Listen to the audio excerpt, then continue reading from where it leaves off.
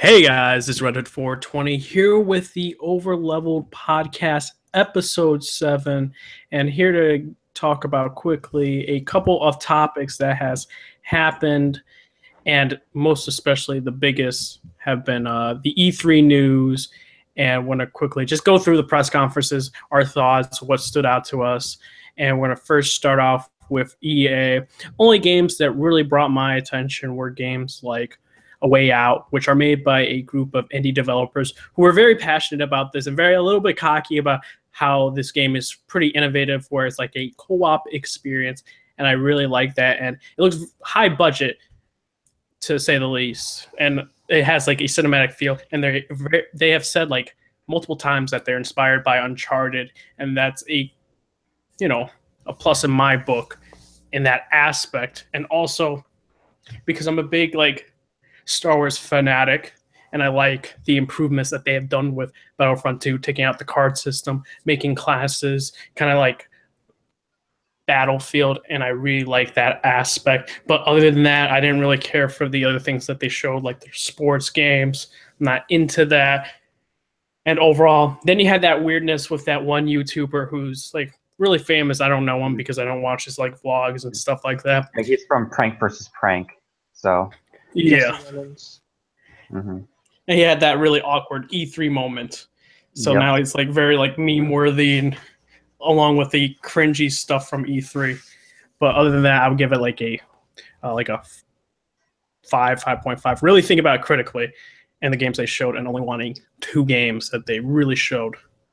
And we're gonna go with Inspector, even though he may have not seen it or just read the news about it. I saw EA. As you said, it was a pretty boring conference. Nothing really happened. As you said, A Way Out looks cool. It kind of, I don't know if like, did they say that it's online co-op as well, not just couch co-op? Yeah, they have said that. Okay, then that's cool. Because my thing with AI games is that the problem with co-op games is that sometimes the AI, sometimes if it's like co-op based, that means they will like work less on AI. So if you're playing alone, the AI might be a little off. So that's my only worry about that game. Battlefront looked cool. I felt it was kind of lazy of them just have the last half of their conference be just a bunch of Battlefront gameplay, but I get why they did that.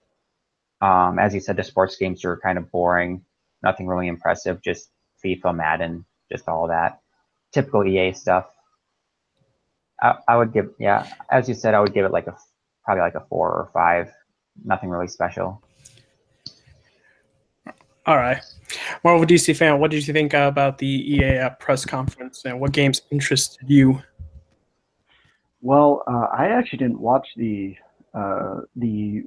EA conference, and this goes for most of the other conferences because I was actually pretty busy that week, so I didn't really get to catch a lot of announcements and stuff like that. But from what I did hear of their press conference, nothing really kind of interests me too much, so I don't really have much to say about EA.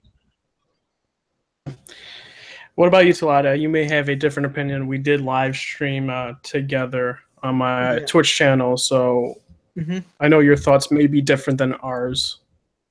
My thoughts is I'm really excited for the Star Wars Battlefront 2. I feel as if that's going to bring something big towards the end of the year. And the indie game as well, which looks really cool. But other than that, I know that there's the Need for Speed game now. We don't know much in terms of story development or anything like that. But time will tell until Need for Speed comes out, which is made by EA. It just looks like Fast and Furious. Yeah, it just looks like Fast and Furious, and the fact is they've gone back to the old style, which I think is a good thing. The only thing I can really say is that EA, they need to work on a little bit more games, not just only Star Wars, but Star Wars and FIFA and Madden, they need to mix it up with even more indie developers and more, third-party developers as well. Yeah, I would have to say though, the only two things I'm surprised that they didn't show was the Star Wars: The Old Republic MMO. They didn't show an expansion for that like they usually do, like every year with the CGI trailer, which I was very surprised. Everyone loves those trailers, and the expansions are really good parts for the story that they add on each year. And also, Mass Effect is basically officially dead in terms of more content coming to Andromeda. We're not seeing anything like that. And then hearing the Bioware Montreal teams being shifted to other teams, like the main Bioware team for Edmonton, who's working on Anthem, which we'll probably talk later going through the conferences.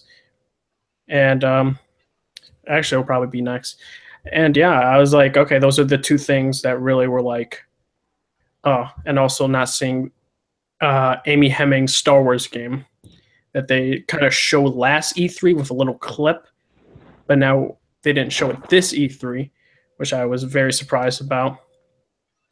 And hopefully she can hold her own in terms of developing a game. I know she did create Uncharted 1, but then she also created Uncharted 3, which was not that great to me. It was still a good game, but had plot holes, and I didn't care for those types of, I guess, stories that she tried to go for beat for beat.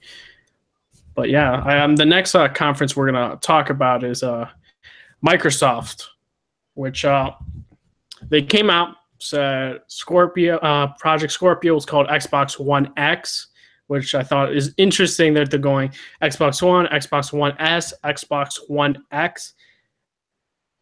Price tag is $499, which to me isn't gonna sell a lot of units to the general consumer. And what I mean by general consumer, the mom and dads that buy the console for their kids, because they're gonna be like, Dad, I want a Xbox One X. And he's like, okay, cool. And then he goes and sees an Xbox One S that's $249.99, and an Xbox One X that is $499.99.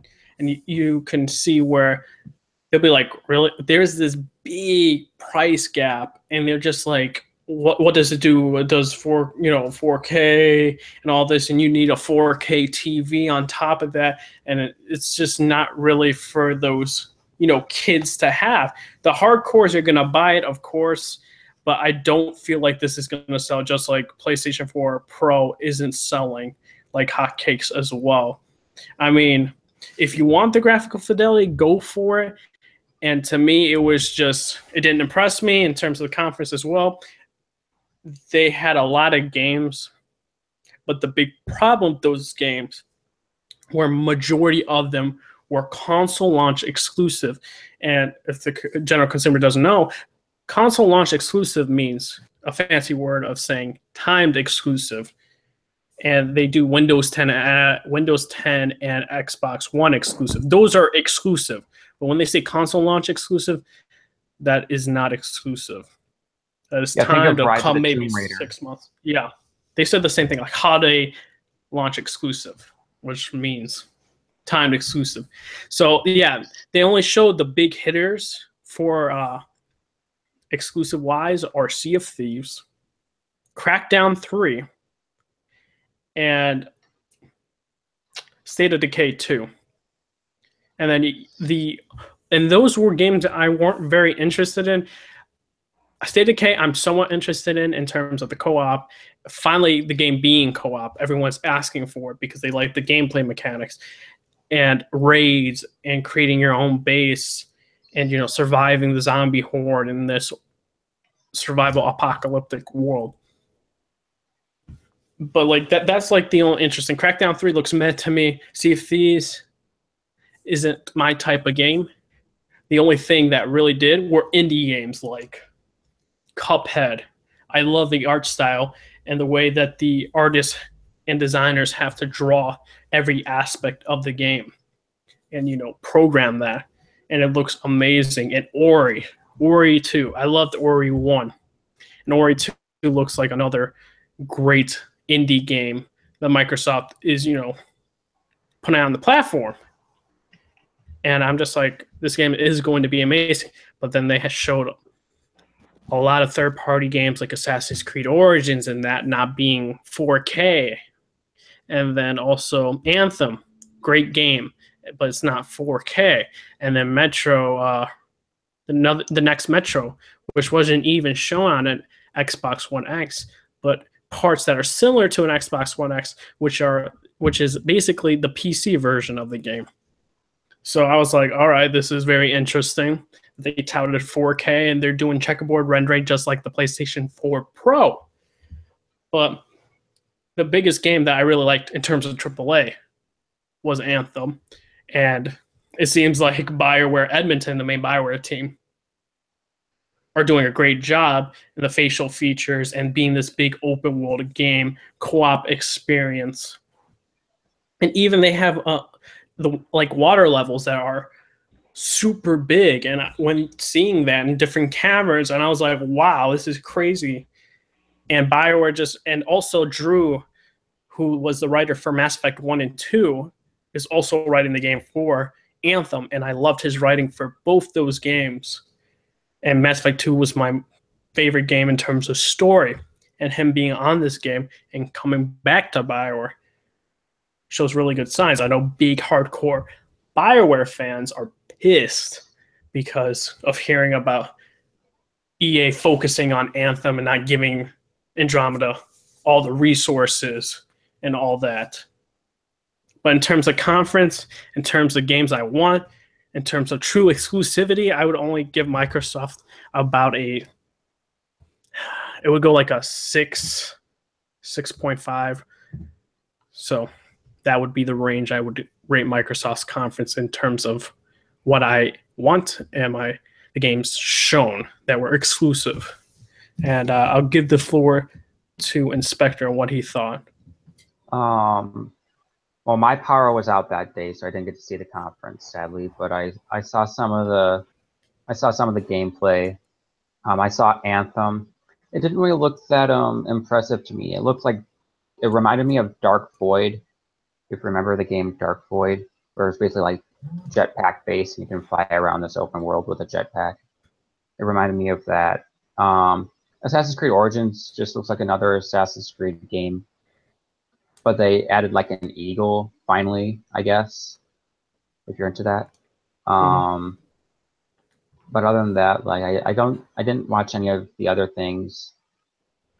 And as you said, with the Xbox One X, it's just the price point that's going to turn all the people off from it. It's like $499 is really steep in terms of price. I know it's like 4K, as you said, but the thing is you have to have a 4K TV to make 4K work. So, yeah, and most people don't have 4K TVs. Yeah, and also like I think it's funny that the not the fans of Xbox, but the fanboys of Xbox are just like, oh, well, I don't want to get a PC because it costs too much money. And then you have the fanboys that go out, buy the OG Xbox One, which was $500, then buy an Xbox One S, and then buy a 4K TV and an Xbox One X, which is about like 500 and 300. That's 800 plus another. That is straight up almost like $1,800. Like that's quite a bit of money you're spending, and I'm just like, really, you can't buy a PC with that amount of money. But whatever. So we'll go with Marvel DC fan. What do you think? Well, it was actually funny because I actually woke up on that day. Literally, I think it was after they just finished showing off the Xbox One S.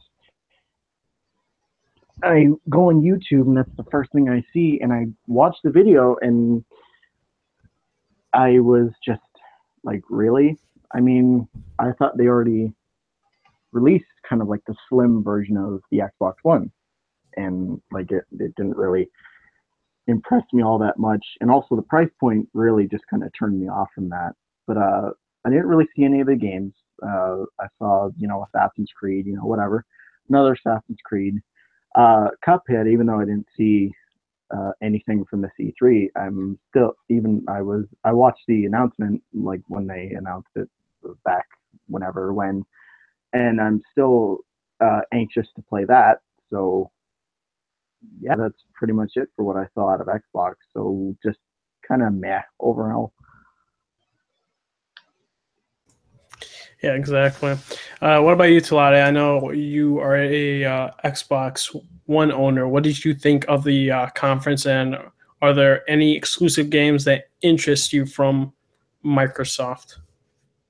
Me, the what's it called? Microsoft E3 press conference. I thought it was good, but not good enough. Like, yeah, they showed the Xbox One S. Sorry, Xbox One X, and I was like, whoa, 4K, and you're expecting people to pay $499, $500, and a 4K resolution. Most moms and dads won't be able to afford those types of, afford that type of money for the Xbox One X. And if I was telling people, I would say, you know what, instead of you going for an Xbox One X, you could go for the Xbox One S, and that would be even cheaper. And I think that Microsoft messed up in the console department there. But in terms of games, I think the only game that really made sense was, I think, was Anthem. Was it Anthem? Was it? Yeah, that's a multi-platform game. Yeah, Anthem, and I believe what else was there? I think there was also that Night Owl game. If that that was game. Ori 2. Yeah, yeah, that's it. Ori 2. That also was intriguing to actually see. So, but other than that, everything else was a B or a C plus. To be honest with you, I mean, I was like, you bring Shadow of War to the table, but I know a lot of people are gonna be like, but why ain't he at Sony, or why ain't he at this, and so on and so forth. And to be honest, I just felt as if Microsoft could actually deliver more games to the table. Like, I know they have 42 games, and more AAA games, then it would be more of a success. But I didn't think it was a success this year in terms of the whole press conference. So yeah. Yeah, my advice for Microsoft is stop trying to get console launch exclusives. Phil Spencer has said in the past, I want to stop these timed exclusives.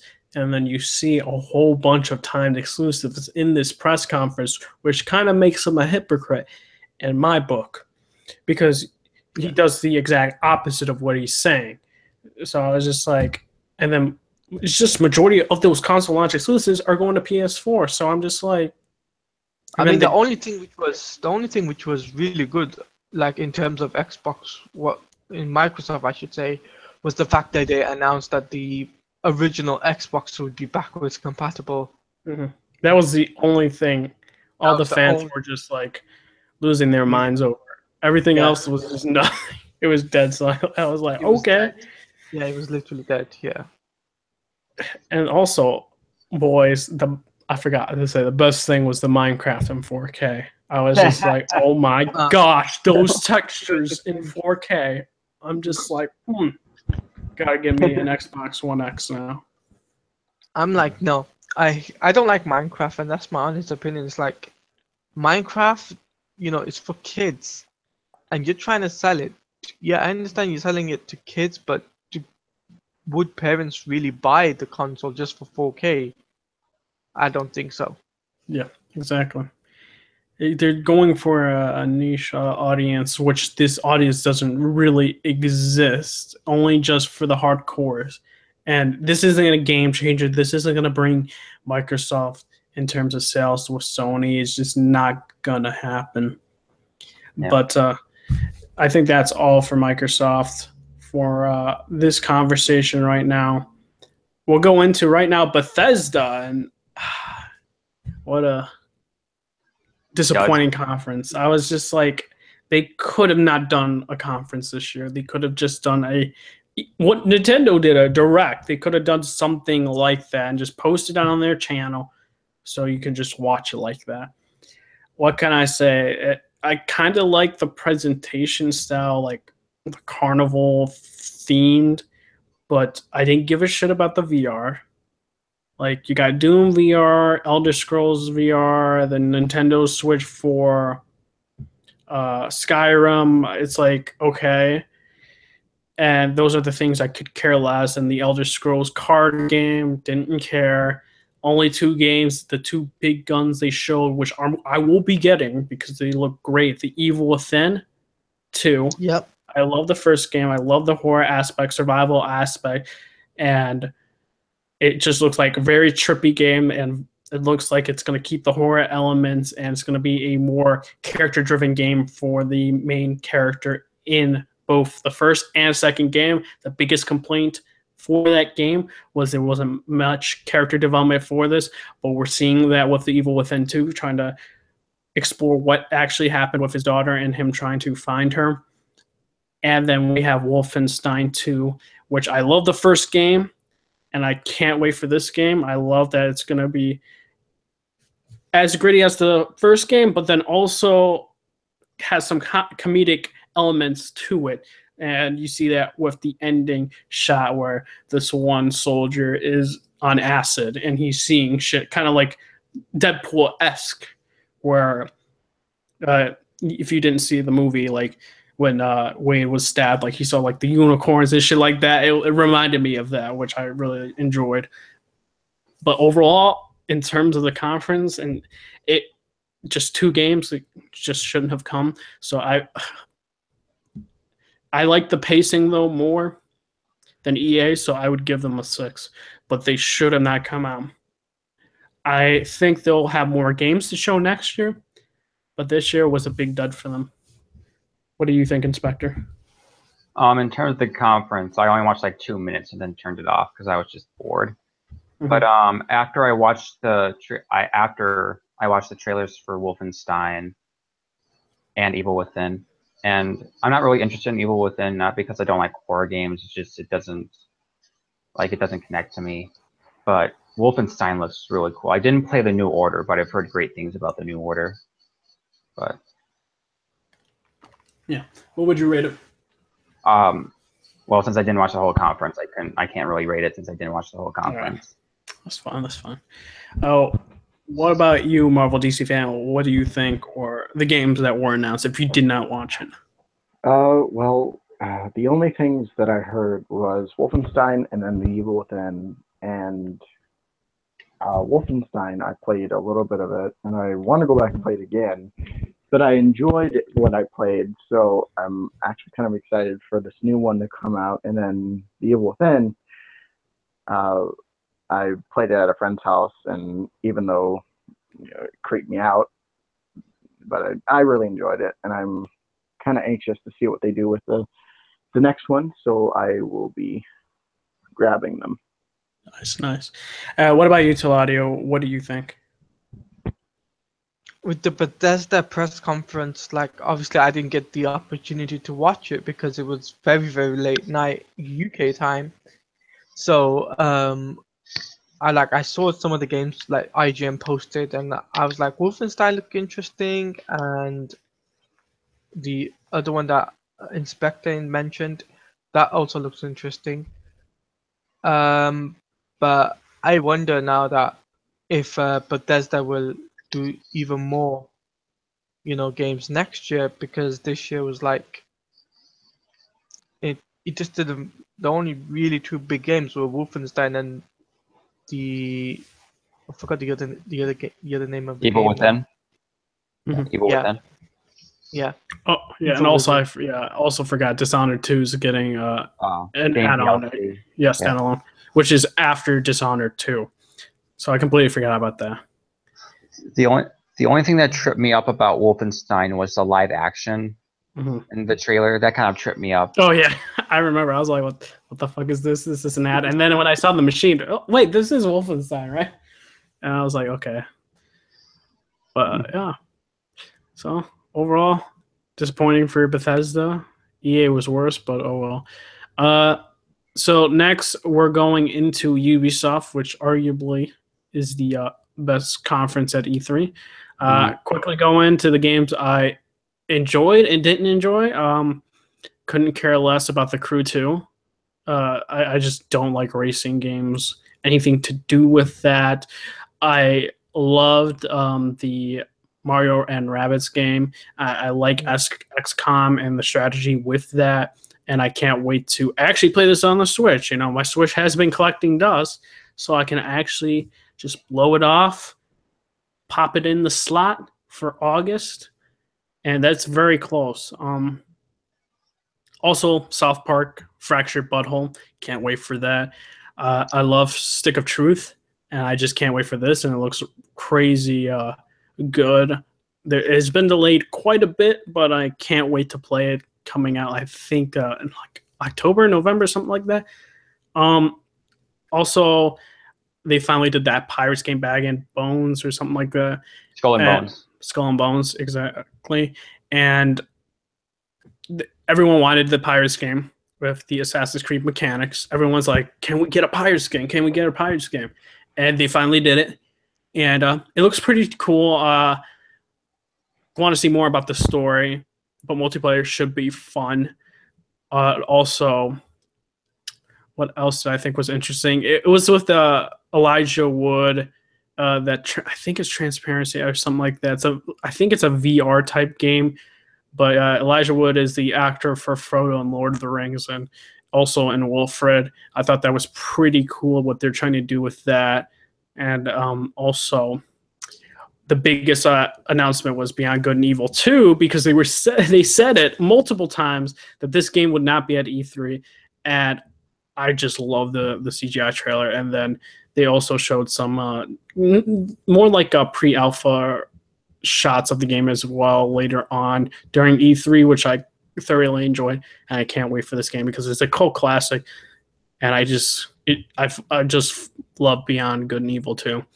And I think that is like the big major news for Ubisoft. There's quite a bit of games I really liked, and yeah, overall I would give this conference like I would say like an 8. So what about you, Inspector? For the conference, I only caught like the last half. But I got in like right near the middle of Skull and Bones. And Skull and Bones looks cool, even though they totally copied like a lot of stuff from Black Flag, which I'm fine with because Black Flag is one of my favorite Assassin's Creed games. Beyond Good and Evil, that trailer is just great. I love that trailer, and I like the pre-alpha footage that they showed. And it's pre-alpha, so it still looks a bit rough, but it still looks like really good, even though it's like really early in development. I would say 2019 would be like at the earliest for Beyond Good and Evil 2. Like it's definitely not coming out next year. There's no way. Oh yeah. What else? I think yeah, I think that's it that I saw that interested me. Yeah. Overall, I would give it, as you said, an 8. It's one of the better conferences. Exactly. What about you, a Marvel DC fan? What did you think of the game announcements, or if you watched the conference? I did not catch any of the conference, so I literally have nothing to say about that. Cool. What about you, Taladio? What do you think? I watched the conference and I thought the Assassin's Creed introduction was really good. I think this will be one of the games that will probably be in the top 10 list of people buying the game in terms of the graphics and the way it's set as well. It looks really cool. The Beyond Good and Evil 2, isn't it? Yes. That from Ubisoft. That game, I thought that they weren't even going to be there. Like, I remember we were talking about this and we were like saying Beyond Good and Evil aren't going to be there. Do you remember saying that? Yeah, the devs, Ubisoft said I wasn't supposed to be there for some reason, but of course they lied. Yeah, and then the slide and it's basically showed up. So that is interesting to see. And the Steep getting extension. Now that is interesting to see. That is slowly heading in the direction of the sports genre. Like, with the likes of NBA and FIFA. So I think it's really interesting. But once the game comes out, we'll see how people actually react to the gameplay itself, the consumers. So that's pretty much what I have to think about that. But the Ubisoft press conference as a whole, the presentation-wise was really good. I'll probably give them about a 7 or 8 out of 10. That's nice. I completely forgot. Far Cry 5. Oh, I really like the story elements that they're doing with that game, and I just love the way the creative director is just like he just like cursed right in front of the press conference, which I thought was funny. Everyone was laughing about that, and I like the issues they're tackling, and I think it was interesting in terms of Far Cry 3, how controversial it was, and 4 was, and 5 was. And I think it's just funny, and both like in terms of like how people get offended with these games, and they're just like, oh my gosh, they're doing this, oh my gosh, America, and it's just like it's fiction. I don't really understand the big problem with that, and but the thing is, they're basically going against Westboro Baptist Church. Mm-hmm. That's the thing with this game. Yeah. I mean, personally, if it tells a good story, it's fine. Like, for me, I'm just like, I just want to have a good story to it.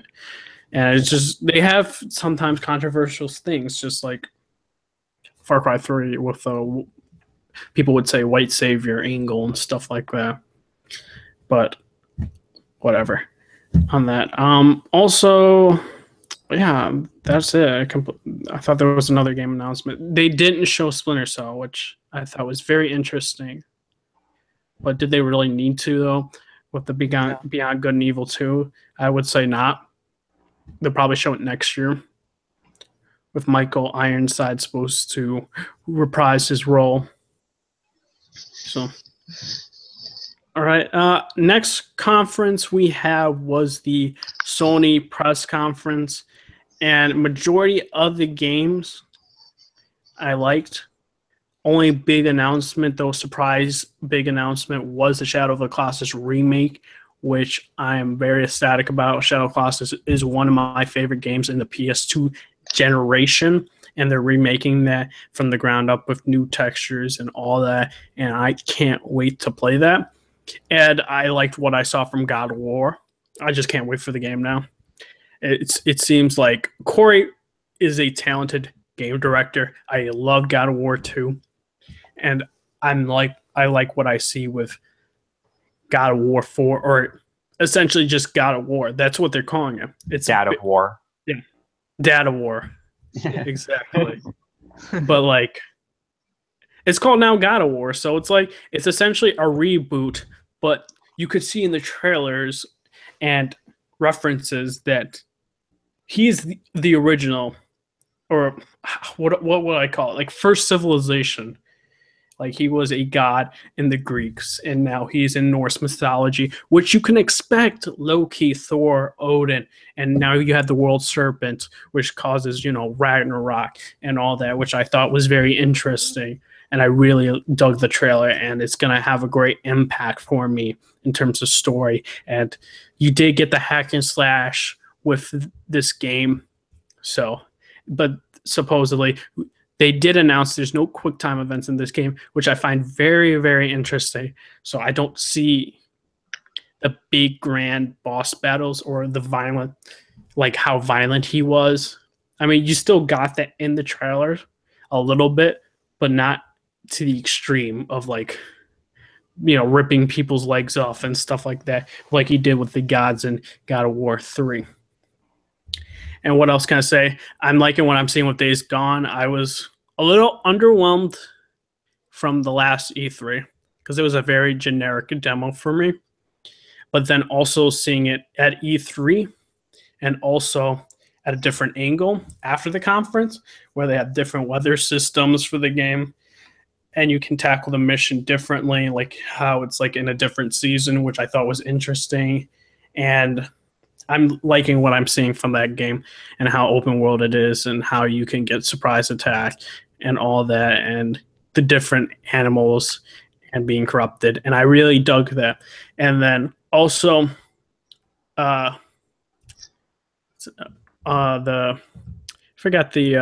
Detroit Become Human. That's the game I was thinking about.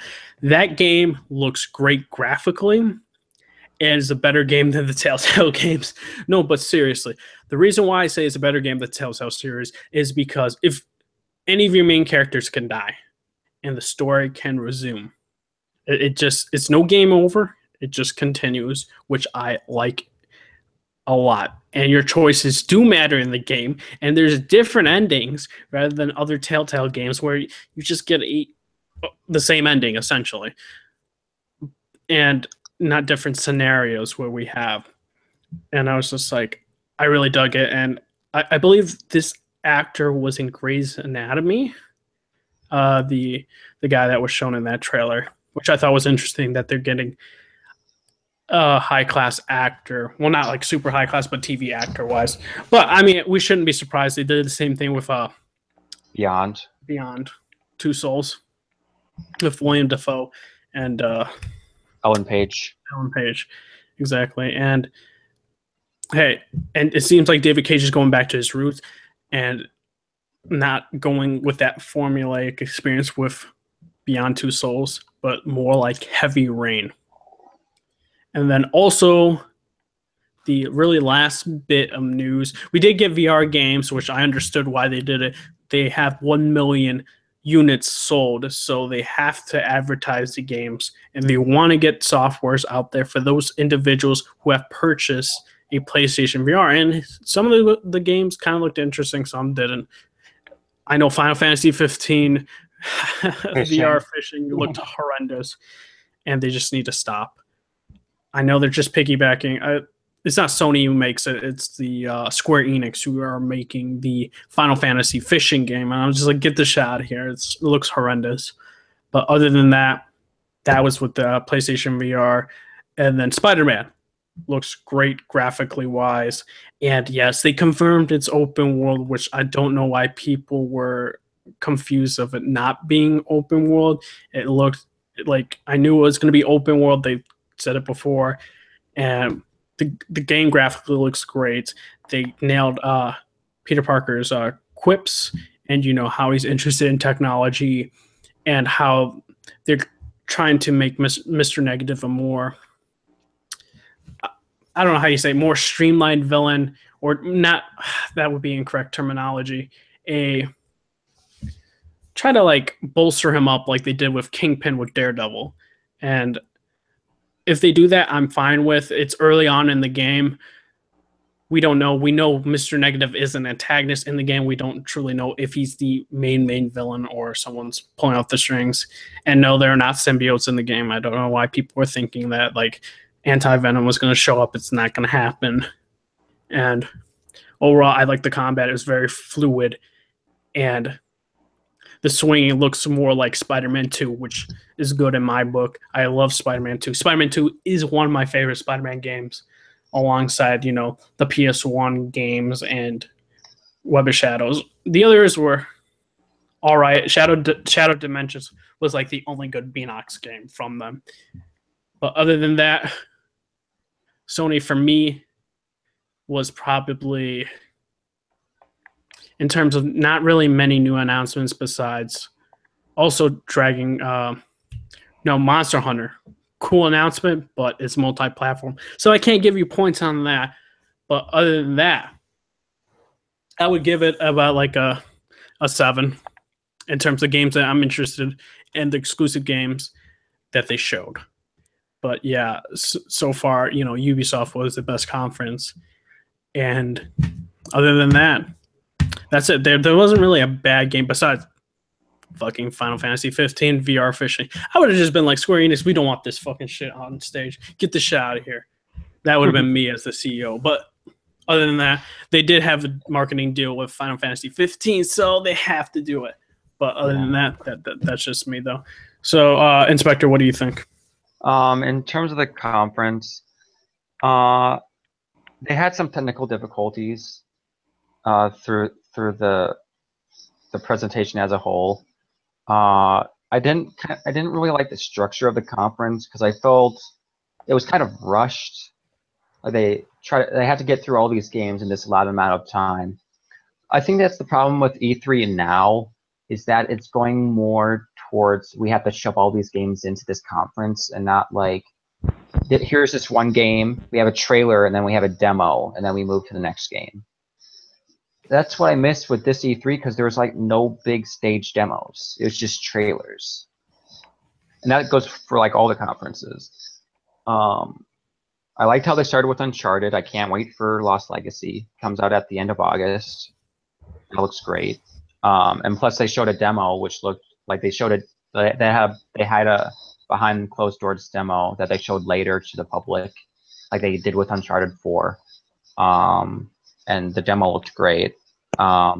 Detroit, I'm not really into those type of games, but I know a lot of people are. It looked beautiful, like just the graphics. I don't know if Quantic has their own engine. I assume they do. What else? Days Gone. I have to disagree with you on Days Gone. I thought this one was actually more generic than the other trailer. It just didn't connect with me that much. It was very slow. It looked very clunky to me. And it was kind of a little bit too dark. You couldn't kind of figure out what was going on. I like the mob aspect for the zombies, but we've seen that before. Spider-Man looked cool. I get why people are kind of against the QuickTime events, but I think they just did that because that's part of that section. I don't think it's going to be filled with QuickTime events. Oh, and they even said that it's like it's only for epic set pieces, like a crane scene or I don't know, a big building being destroyed. It's not part of the gameplay aspect like that. Think of it like a God of War boss battle scene. Yeah, and speaking of God of War, I like how God of War looks. Combat looks way more meaty or like heavier than the other God of War games, and I find it interesting that they said there's going to be no QuickTime events. I didn't know that until you said that.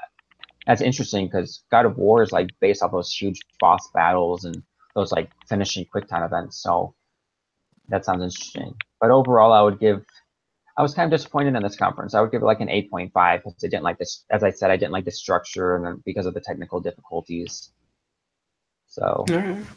Oh, quick theory though, you think Ragnarok's going to happen? I don't know. I mean, the World Serpent's there. I know, but it's helping them, so I don't know if it's going to create Ragnarok or not. Mm-hmm. I think it'll be interesting if he kills Thor. But I love how Santa Monica basically made that a meme for like whenever a person tweeted that they liked the trailer, they like put that section of the trailer up. That was like Caboose. Caboose was saying something like that. They had that. I was like, okay. Marvel DC fan, what did you think? Well, I didn't watch the conference, but I did see some things from it. Starting with some stuff that like interests me, but it didn't really intrigue me that much. Uncharted, I didn't see the trailer, but when they showed Lost Legacies at they had that PlayStation conference months ago, it looked good to me. So if I watch it later, hopefully it'll still be kind of making me interested and want to go get that plus Uncharted 4. But you mentioned David Cage, which I don't know. I'm not really a fan of his games too much. Shadow of the Colossus, that's really cool. I'm hoping what how the game will look on with the kind of technology we have today, what can be improved from. God of War looks amazing. Last year it looked really good to me, and I watched the trailer for this conference, and I'm still just really excited for it. The only thing I'm kind of confused by about it, did they say that this was like a reboot or something like that? It's like you'll get references to his past, but essentially this world now is the world he lives in and all that. So Norse mythology is the new the world. The Greeks are dead and now the Norse are, but they're just calling it God of War. So it I don't know, it's like a continuation but a soft reboot. Yeah.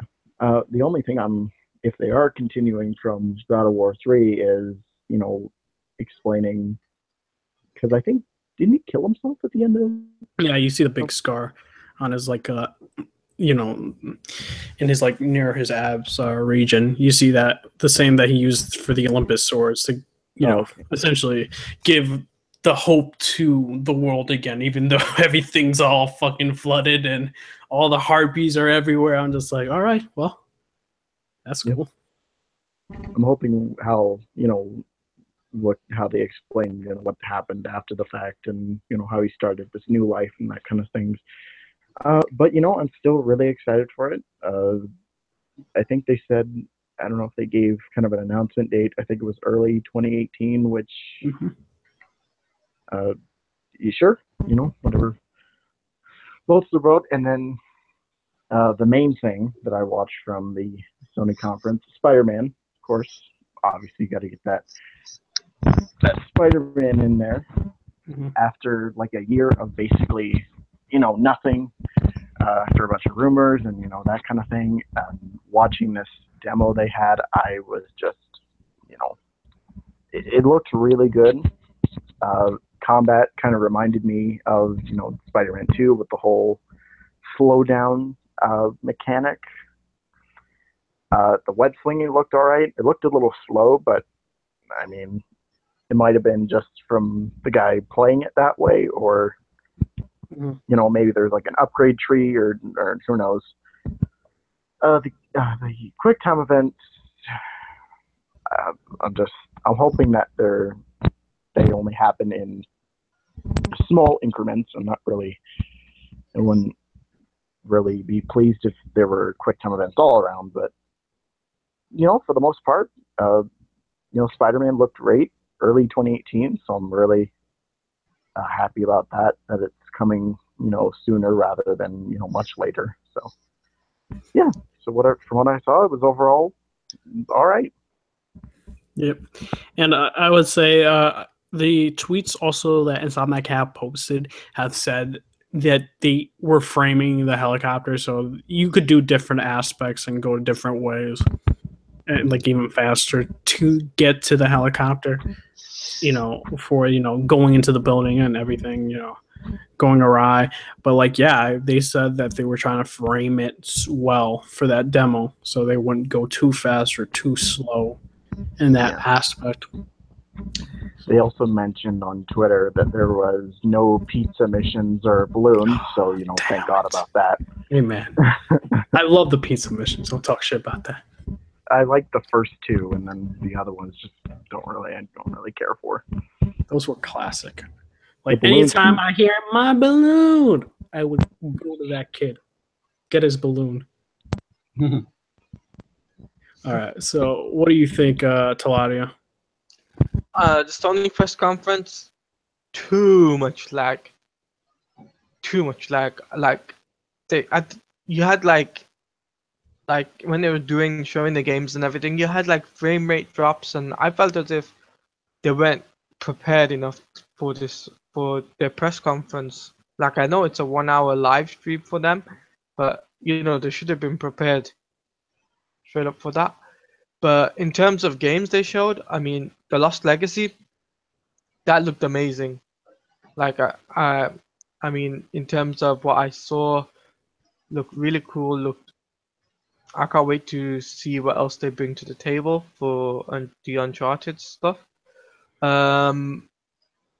Everything else looked, is from last year, pretty much the God of War, and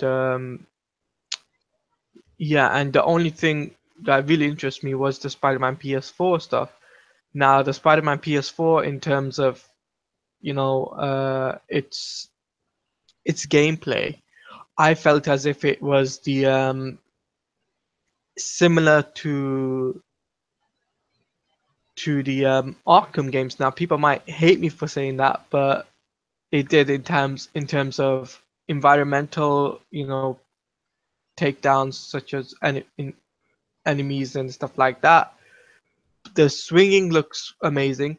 Quick time event, well, I think that was just only for the demo. I didn't really think it's going to be for every level of the game. And I think in terms of that, it's like, yeah, the Spider-Man PS4 game, because I know it's coming out, I know it's coming out in 2018, but I would say that I think we'll probably get it at, probably VGA to PSX, and we'll probably get a release date by then. But I think for that game, it'll be an October release date, and I think we'll get a lot of things next year for Marvel. But Sony need to really sort out their streams and stuff in terms of E3 and PSX and stuff like that. They need to really fix that. But I thought Sean Layden said all these games are supposed to come out the first half of 2016. Yeah, that's what Sean is saying. But of course, they're supposed to, but some may get delayed. Detroit need their time. Detroit had no. Did Detroit have a release date or no? No, but Detroit is definitely not coming out first half of 2016. There's no 2018. Yeah, there's no way it's coming out first half. David Cage takes a while for his game, so I wouldn't be surprised for them to say 2019. The same thing with Days Gone. I don't think that had a release date, so I'm thinking that game's 2019 as well. Also, I would like to say though, for majority though of the exclusives with the 2018 slot, I do think by PSX we're gonna get definitive release dates for those games. Yeah. God of War will have a definitive release date by December, when we're probably gonna get another.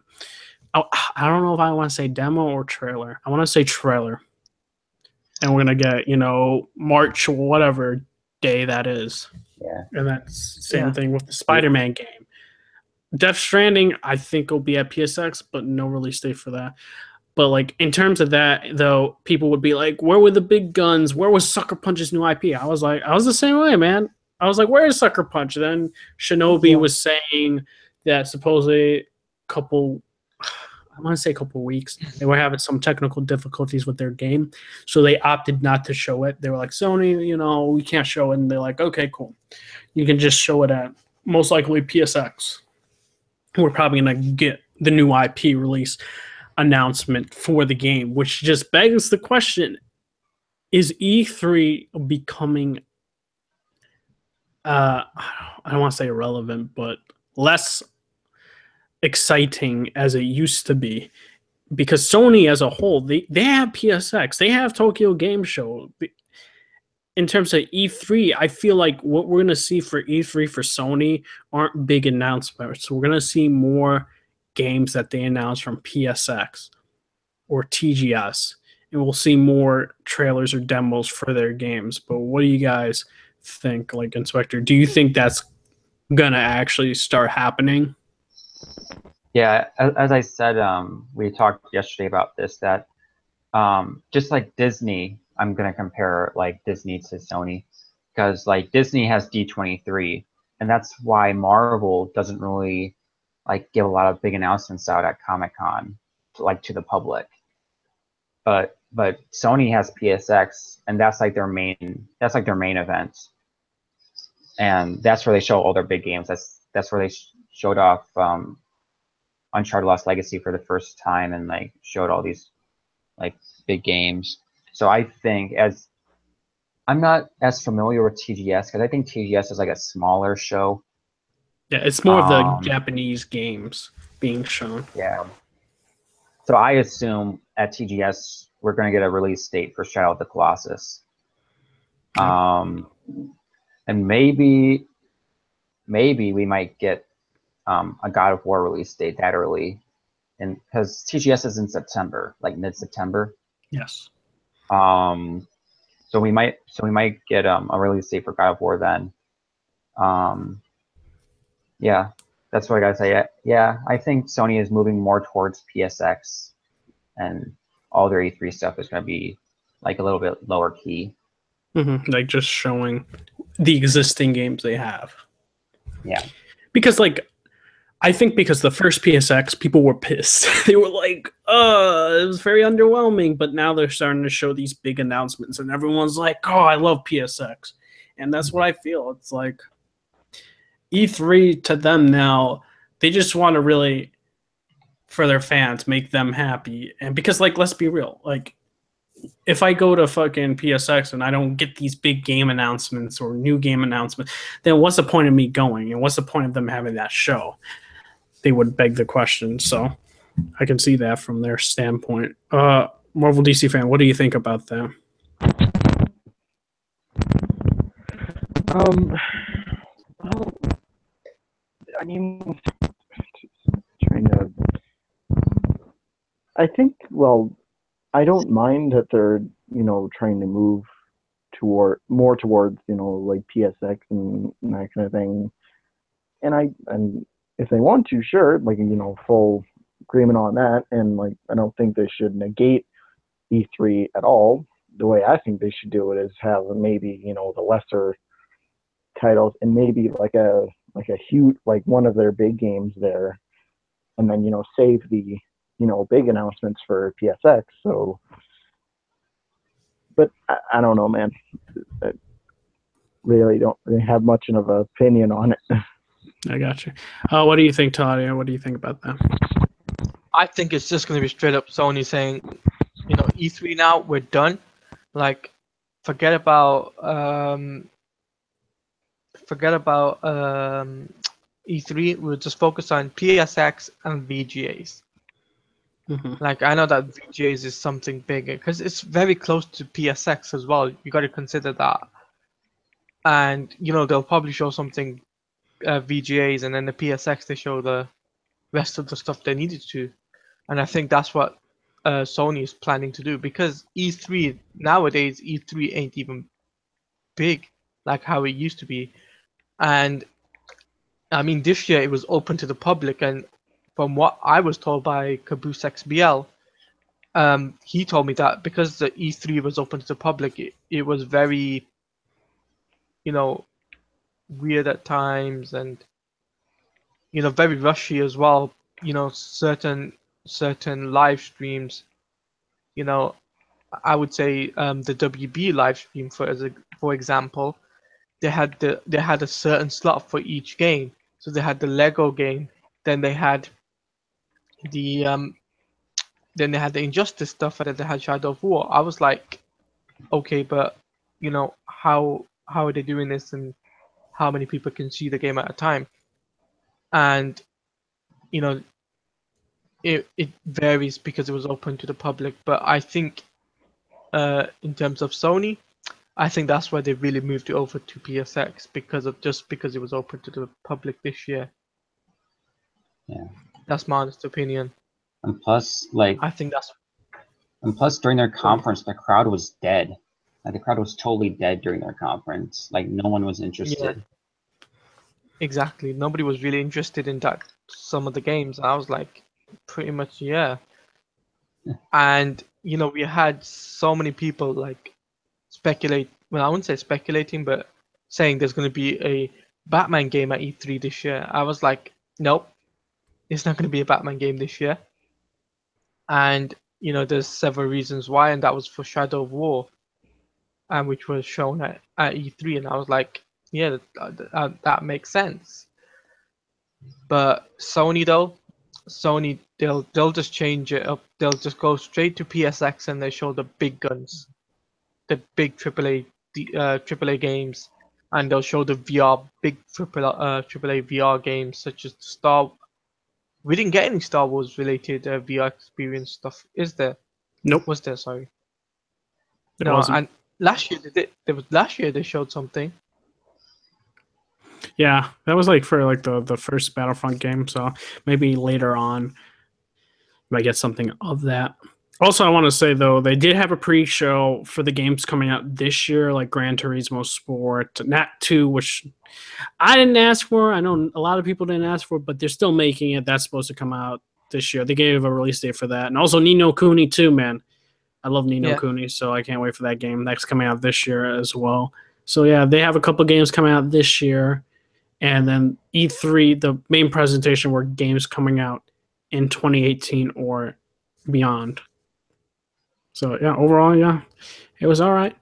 Last conference, many people probably don't care on this panel, but I'll say it. Nintendo had their event.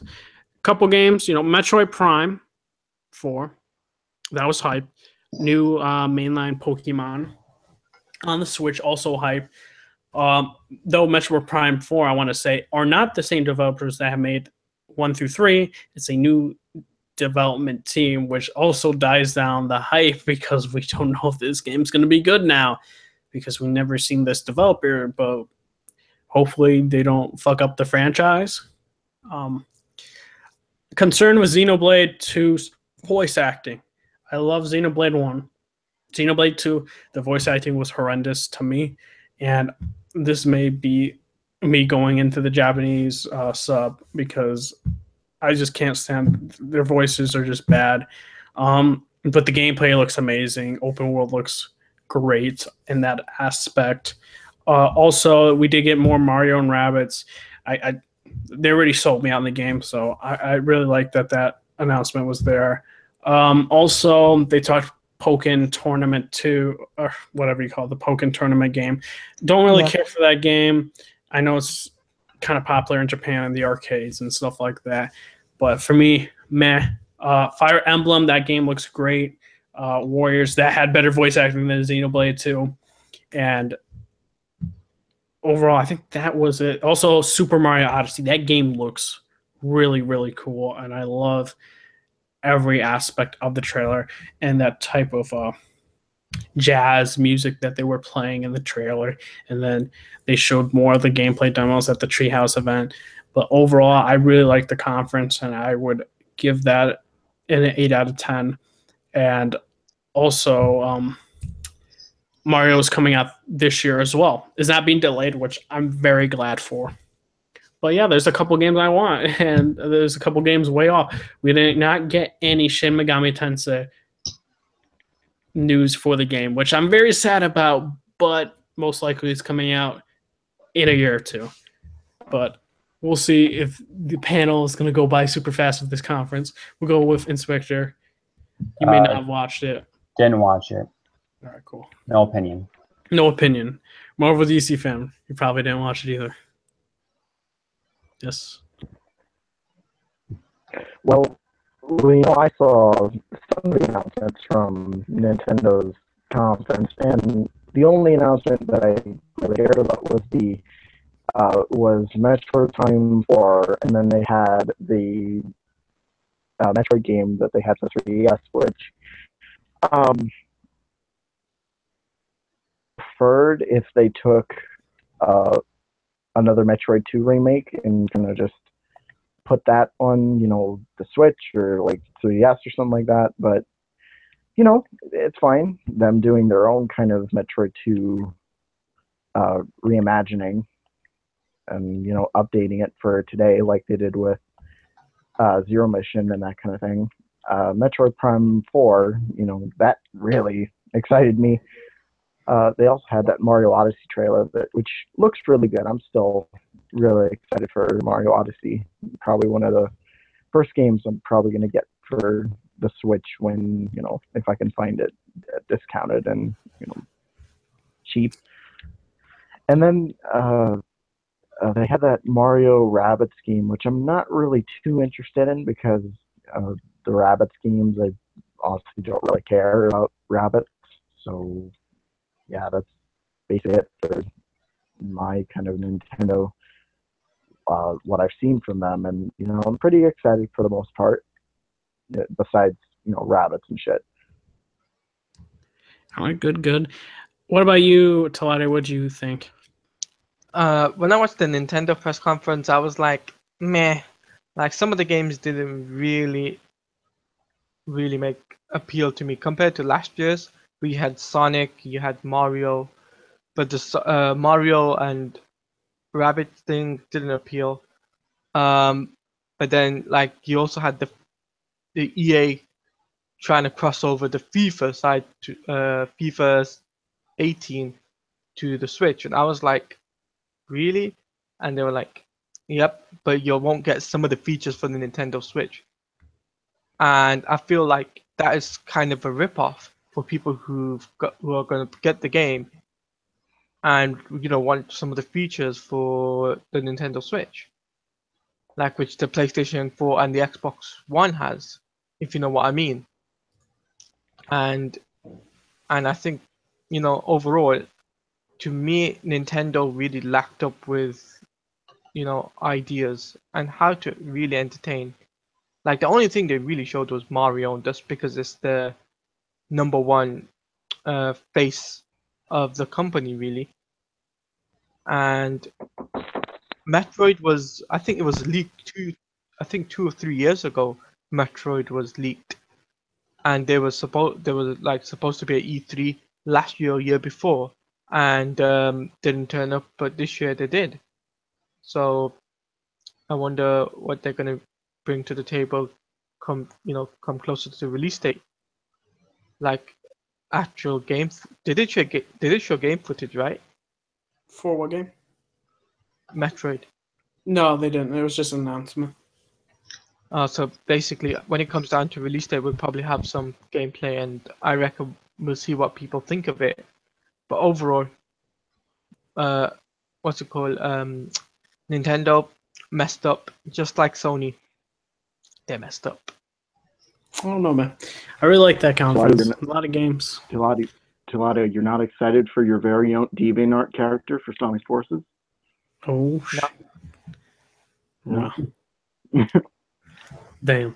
I really liked it. Just a lot of game announcements, lots of games coming out this year, and games they showed were great, like Fire Emblem, Metro Prime 4 announcement, Mario Odyssey, Mario and Rabbids, and all that.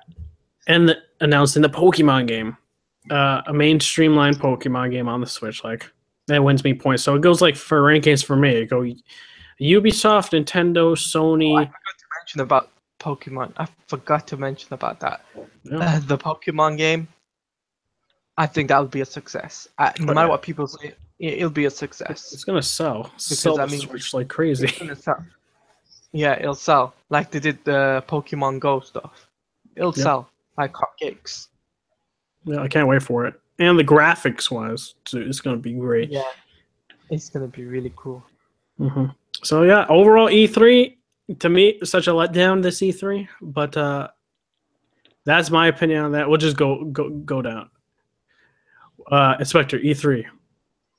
Disappointment. Overall, 6.5 out of 10. All right. Marvel DC fan, what are your thoughts this E3? Had some cool announcements, some cool trailers for stuff that was already announced, but overall, just a disappointment. All right, Tyler, what did you think? Overall disappointment. Some cool games, game demos such as Spider-Man PS4, and what was the other one? I think it was Mario and the Lost Legacy as well for Uncharted, and Anthem as well. Forgot to include that. But other than that, it's just disappointment. We've seen the rest of it like from last year. So hopefully next year they'll improve on things, such as streaming the event, and it'll be a success maybe next year. Who knows? Yeah, I want to say like the Twitch was messed up for Sony, but then when I went to the YouTube version, it was fine. No, YouTube was messed up as well. YouTube was messed up as well for me. Oh, it wasn't for me for some reason. When I got to the I want to say it was the time stamp where Monster Hunter was announced. That was when I went to the YouTube and it was fine for me. Now, for me, it was just like straight up lag Yeah, throughout. a lot of buffering for me. Oh, I was Yeah, lucky then. straight up. I You know were that the lucky. freaking Twitch was awful, and I was like, nope. Yep, Twitch was a problem, and then YouTube was a problem. So I was like, I might as well wait until the trailers come out on IGN. Hmm. So that's what I did. All right, so now I move to the movie side of things. You know, a little bit of information here and there about movies. War for the Planet of the Apes, getting good critical acclaim. Like, I just can't wait for this. Rise, I liked. Dawn, I loved even more. And War, it seems like I'm gonna really love. And this is going to be one of the best trilogies out there, alongside Lord of the Rings and Nolan's films for Batman. And it's very hard to do things like that. The Godfather, it wasn't up to snuff in terms of that. And what I loved is like we had that with the Planet of the Apes films, and no one was ever gonna think that this franchise, this trilogy of movies, were going to be something big, and they are. I do want to say for people though, don't expect this big war film. Expect a big character-driven piece, kind of like Logan. Caesar has his struggles, and this is going to be very interesting in terms of his anger and the way this story pans out. And Woody Harris does a great job as a villain, and supposedly the villain is good. Probably the best villain this month, maybe. But overall, I just can't wait to see it. July 14th, I'll probably see the Thursday previews, which are July 13th, and I just can't wait for this film. And it hopefully Andy Serkis gets nominated for an Oscar. I think it's long overdue for him. But yeah, that those are my thoughts. I'm very excited. Maybe I'll see like on Wednesday all 3 Planet of the Apes films, like, you know, right when it hits, because you get to see the third one early, and that's a total of like 6 hours and something. But yeah, we'll go with Inspector. What are your thoughts? Oh, I can't wait for this film. I loved, as you said, I liked Rise. Rise was good. Dawn was just, I loved Dawn. It was one of my favorite movies of that year, or my favorite movie of that year. And the trailers for War have just been amazing. Probably some of the best trailers from last year and this year. And Matt Reeves just seems like he knows what he's doing. Mm-hmm. And I just can't wait. So, and it makes me even more excited for Batman. Exactly. So, yeah. What about you, Marvel DC fan? Yeah, I'm really excited for this. You know, I've been loving what they've been doing with the Planet of the Apes franchise as for the last, you know, I want to say, you know, 5-6 years or so. Rise was good. Dawn was amazing, and I'm hoping that, you know, my expectations for this one will be, you know, kind of, you know, just, I hope it's good. I'm really hoping that it's good. It lives up to the other ones, and, you know, yeah. All right. What about you, Talati? What do you think about this news? I just can't wait until the movie comes out, to be honest with you, because after seeing the trailers, it looks really good, to be honest with you. Mm-hmm. And now it's all about bringing it to the big screen. Obviously, I know the last movie did great. This one will be great as well. I assure you on that. Exactly. Can't wait for it. Just, hopefully it gets here soon. All right, some more news. Mostly impressions, not reviews, are in yet. I think the embargo lists in a couple. I think it's tomorrow or Friday, something like that, for Spider-Man: Homecoming. In terms of reactions on your social media, embargo has been lifted. People liked it, saying it's the best Spidey film since Spider-Man 2 and all that. Not saying better than Spider-Man 2 though, but saying it hasn't been the best because Spider-Man 3 and so on hasn't been good in that aspect. But yeah, it seems like they love it. They love Peter Parker and they really like the movie. Haven't heard anything about the villain though, so I'm kind of concerned with that. And in that aspect, can't wait to see the film. And that's about it. There's really nothing more to say because we haven't seen reactions. I haven't seen the reviews. But I can't wait to see it. Reviews come in a couple of days. So yeah. What about you, Inspector? I like these reactions. I like how positive they are, even though they're kind of the typical Marvel movie reactions. Oh, it's fun, it's funny. It's the typical Marvel movie reactions. To be honest, I'm one of the ones that hasn't been really excited for this movie just because I think the marketing for this movie has been kind of awful. The posters have been really bad. The trailers have been lackluster, in my opinion. But I'm still looking forward to seeing it. It comes out on my birthday, so I'm going to see it on my birthday. So. Yeah, if people were wondering why is the marketing have been so bad and not as good as like previous Marvel films. Well, Sony is the one who pays for the cost for the film, and also they do the marketing for the film. So Marvel doesn't do any of that. They just make the movie. So yeah, Sony has distribution over Spider-Man, so they're doing all the marketing. Yep, with the posters and the collage. Oh yeah. What about you, Marvel DC fan? What do you think? Well, I'm excited, but I'm not as excited as I used to be because after all the kind of marketing they've had, it's just been, just not great. It's been abysmal, in my opinion. I'm excited. The reviews, from what I heard, are really looking up. I haven't heard anything like you said about Michael Keaton as the Vulture, so I'm kind of wondering what they're going to do with him if he is good, and hopefully they don't kill him off, maybe save him for more movies to come or, whatever. But yeah, I am excited for Homecoming. What about you, Talati? What do you think about the reactions? Well, the reactions so far are looking good. I mean, I'm going to see the movie on the 7th of July. I'm going to see it. Not 7th, sorry, the week. Is it 7th? Yeah, I'm going I'm going on the 8th to go and see the movie. And I can't wait to go and see it because, I am a Spider-Man fan, any of you guys didn't know. Yeah, I like Spider-Man. He was one of the characters that I actually grew up with, and I want to see what this incarnation of Spider-Man brings to the table. Like, would it be? Obviously, I know the trailers have come out and they look really, really funny, and it's epic. Like, I mean, I'm glad that it's in the MCU.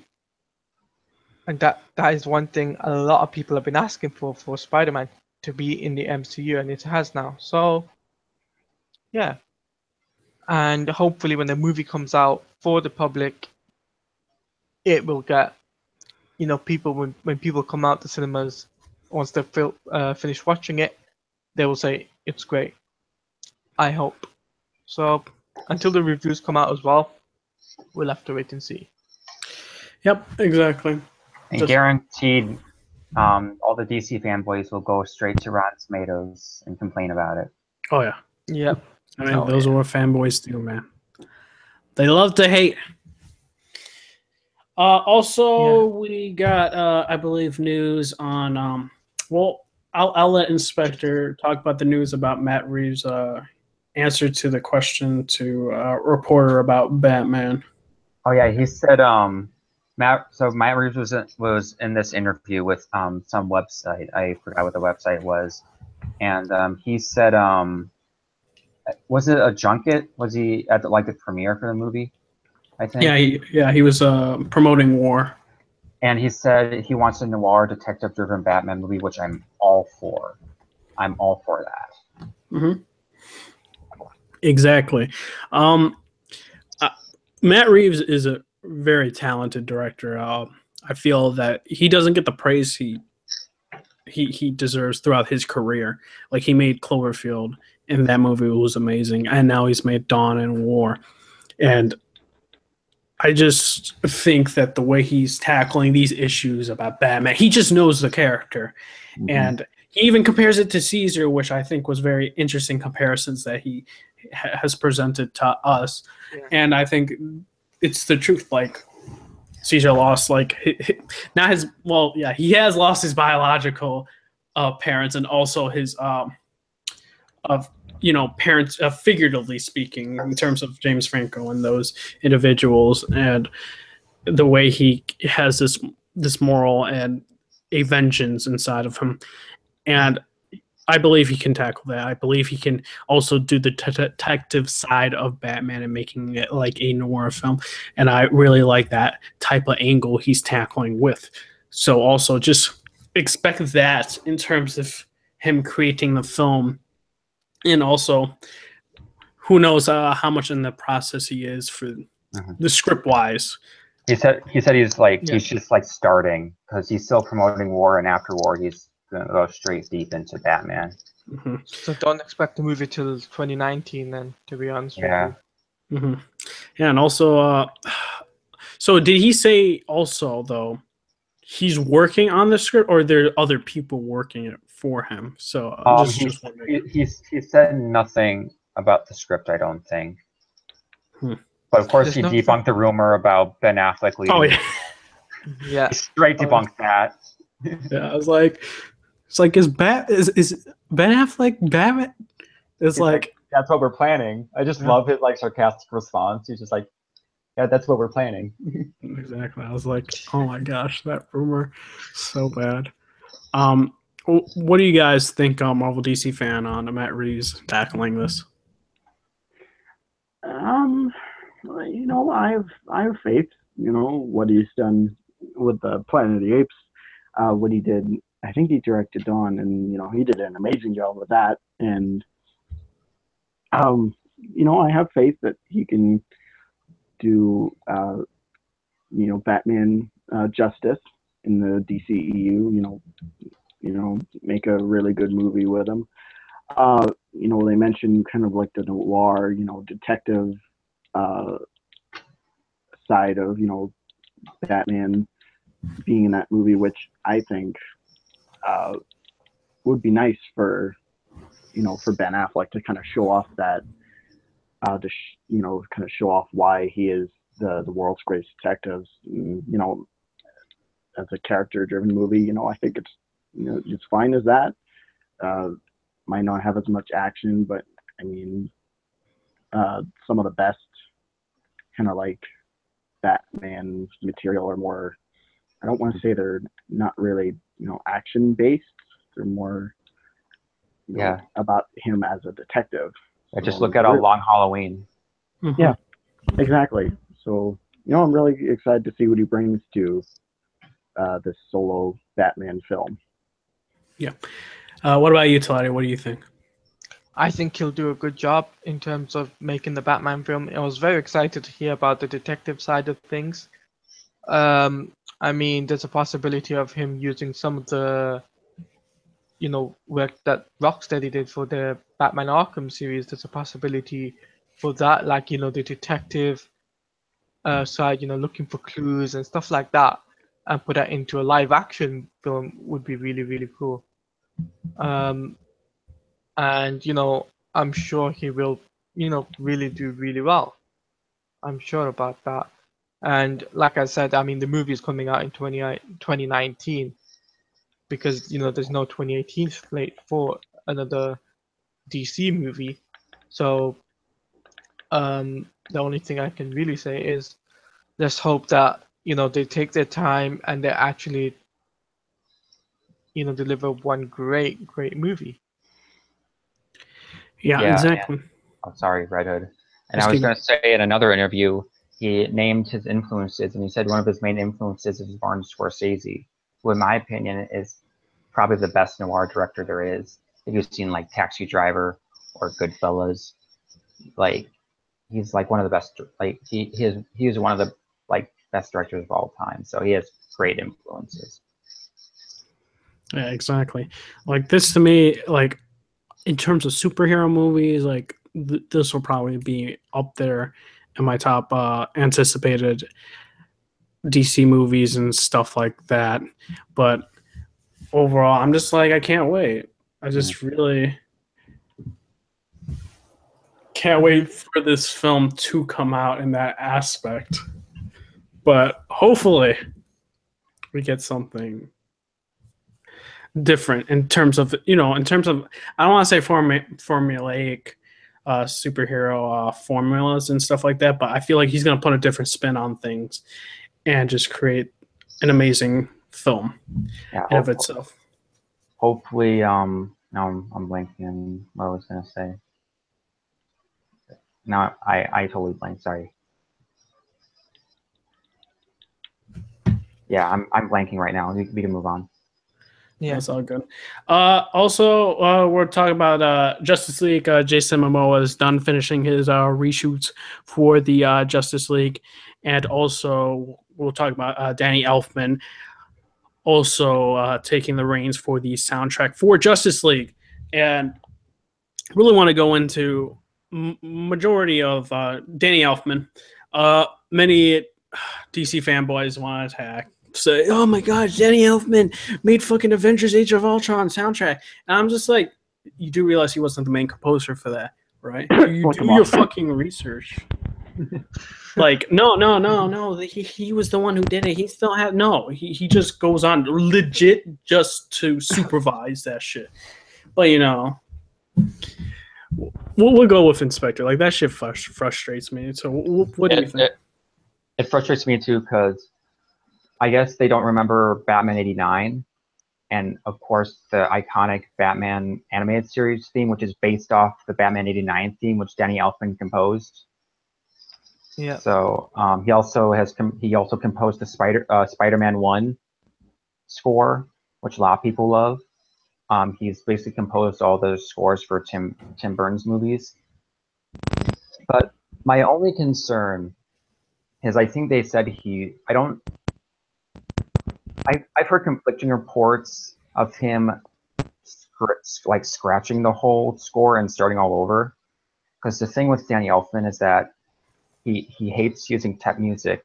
And for people who don't know what tap music is, it's music that is like basically a placeholder. And they like build off the score from the tap music. And a lot of like, one of the main like controversial ones is 300 because they basically like aped off another movie with their score. So they had to publicly apologize about that. So that's my main concern with Elfman. And I'm still like excited for his score because he's a great composer. And also, you did the Spider-Man score, which is probably like no one's gonna beat. In terms of like Spider-Man Homecoming, I don't expect that soundtrack to ever beat the Spider-Man score from Danny Elfman. It's just impossible. It's very iconic, just like the Batman soundtrack. Mm-hmm. Like he can do it, and I think he can do it with Justice League. And also, I wanted to say about Junkie XL. I feel like people want to say Joss Whedon fired him or something like that. People got to realize, like Deadpool too. Junkie XL was the composer, and he left for Deadpool 2. Yeah, he left Deadpool 2. Because he was loyal to the director, and I think the same thing happened with Zack Snyder. I don't think he got fired. I think he just like left, but we don't really know the true story behind that. Because there's this huge like thing because with Zack Snyder's family, like the tragedy with that, and like Whedon coming in and like just taking the reins of post production. And a lot of people think, oh, Whedon is totally going to change the movie, which he's not. It's still going to be mainly Zack's vision. He's going to put in. He's doing most of the reshoots, and I heard there's like 6 weeks of reshoots. But the thing is, with like reshoots are always planned, so you can't judge them like the quality of a movie off of reshoots because reshoots are always planned for these big movies. Exactly. What about you, Marvel DC fan? What do you think about the news?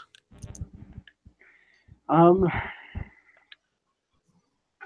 I don't mind that Elfman is doing the score for Justice League. I love, uh, what he did with Batman '89. The Sam Raimi Spider-Man trilogy. A bunch of other uh, Tim Burton, movies. I don't like how fans kind of just hating on him. Flick him off. Uh, I think it's really, childish of them. I mean, he was a supervisor on Age of Ultron. I don't really blame him that much for the movie soundtrack. So I'm perfectly fine with, Danny Elfman doing the soundtrack. It doesn't bother me at all. Exactly. What about you, Talati? What do you think? I say the whole thing about, firstly, with the Danny Elfman thing, it's you're trading off one composer for another great composer. I mean, Danny Elfman has done great scores such as the Batman '89, 1992 scores, and then and then there was a spin-off for the animated series, and then he did the Spider-Man 1 movie, and they're all great. That was all great music that he made. And I know that people are saying, "Oh, but what about Age of Ultron?" I'm slick off. No, dude, it's like you're trading. I know Junkie XL said, "Oh, big thing," but we don't know what the situation with him. But the only thing I'll say is though that if you really look at the history of what Danny Elfman has done over the last 20, 30 years, he has done really good music, and you can't say, "Oh, he has done one piece of shitty music," and that wasn't even his fault. So you can't say that. Like, you've got to take a look at the history, and you've got to think about it. I mean, imagine if they used the Justice League animated series theme tune for the movie, and Danny Elfman did the score for that, and people would be mind blowing for that. I can just imagine it now, and that's what I think in terms of Danny Elfman doing the score. It's awesome, and the whole reshoot thing as well. I think the reshoots and all of that, I think it's a good timing as well, because the movie comes out in November 17th. It's a very good time to start now. If he's scrapped the old music for a new one, I think it's a very good time. So then everything would be fitted in just for November. Yeah. Yeah. And I think I have one more topic provided for us, and anyone else who wants to have an interesting topic, they can. Wonder Woman is doing great in terms of critical success and financially success. I've seen the movie about 4 times about now, yeah. So I've seen it. I really liked it. I really liked the film. I thought the pacing was pretty good. I thought the battle scenes were great. Basically, I loved it. I loved the score. Only problem I had was just the slow-mo was used a bit too much for me in terms of my taste. It just kind of reminded me of like 300 in terms of slow-mos like that. I know Patty talks for the second movie. Just hopefully she takes that type of criticism and improves the sequel for Wonder Woman. And if she does that, I'm super happy for. But overall, yeah, I give it like about a 9 for me for that film. I just really like that film in terms of that. And yeah, that was for me. What about you, Inspector? First off, I'm happy it's doing so well. It's already reached 320 million domestically, which is huge for this type of movie, and it's already at 660 worldwide. So it's encroaching on Man of Steel. It's going to pass Man of Steel this weekend in terms of worldwide gross. I don't know if it's going to beat. I don't know if it's going to get up to Suicide Squad's gross, because Suicide Squad I think was like 748, something like that. I don't know if it's going to reach like Suicide Squad gross. I'm happy that I've only seen it twice. Not because like I didn't love it because I did. I loved it because I'm a huge Wonder Woman fan, and they did her character justice. Patty really knew like the essence of the character, and it really reminded me of like Perez or Rucka or those two mainly, because those are like the big two Wonder Woman writers that I follow, or that I've read their runs, and they got the essence of the character. The battle scenes are great. It's weird because the slow-mo the first time was kind of jarring, but the second time that I saw it, it didn't really bother me that much because I was like into the movie more, and I didn't really focus that much on the slow-mo. Like it was still there, but it didn't really bother me that much. And I think it fit like the battle scenes because it kind of made the Amazons look more graceful in their combat. Because if it was sped up, it would have looked a bit more choppy. Some of the effects were here, and like some of the special effects were here and there. Maybe that's just because of budget, because it was lower. I think it was like 140 million budget, and not like Batman v Superman or Suicide Squad, which was like upwards of 200. So I kind of get why the effects are just kind of here and there sometimes. But the No Man's Land scene is still like one of the best. I would say one of the best action scenes in like all of comic book movies. I love that scene. Oh yeah, what's your rating for the film? You didn't say. 9. Okay, cool. Good. What about you, Marvel DC fan? Have you seen the film, or you're going to? I have, and I think, first thoughts, fucking thank God, finally a good DCU movie. And, it was a great movie. It had, great action. Special effects were top-notch. Gal Gadot still one of the best parts of the DCU, in my opinion, right next to Ben Affleck's Batman. And even Steve Trevor, I liked the good two main leads. There was maybe a little too much slowdown. I think I'd have to agree with you on that. And the only other problem I had was with the final act of the movie, Ares, that whole battle didn't really, surprise me all that much when they revealed who it was, and I just kind of saw it coming, and that all wasn't really anything special in my opinion. But for the most part, the movie is still, it's so great. It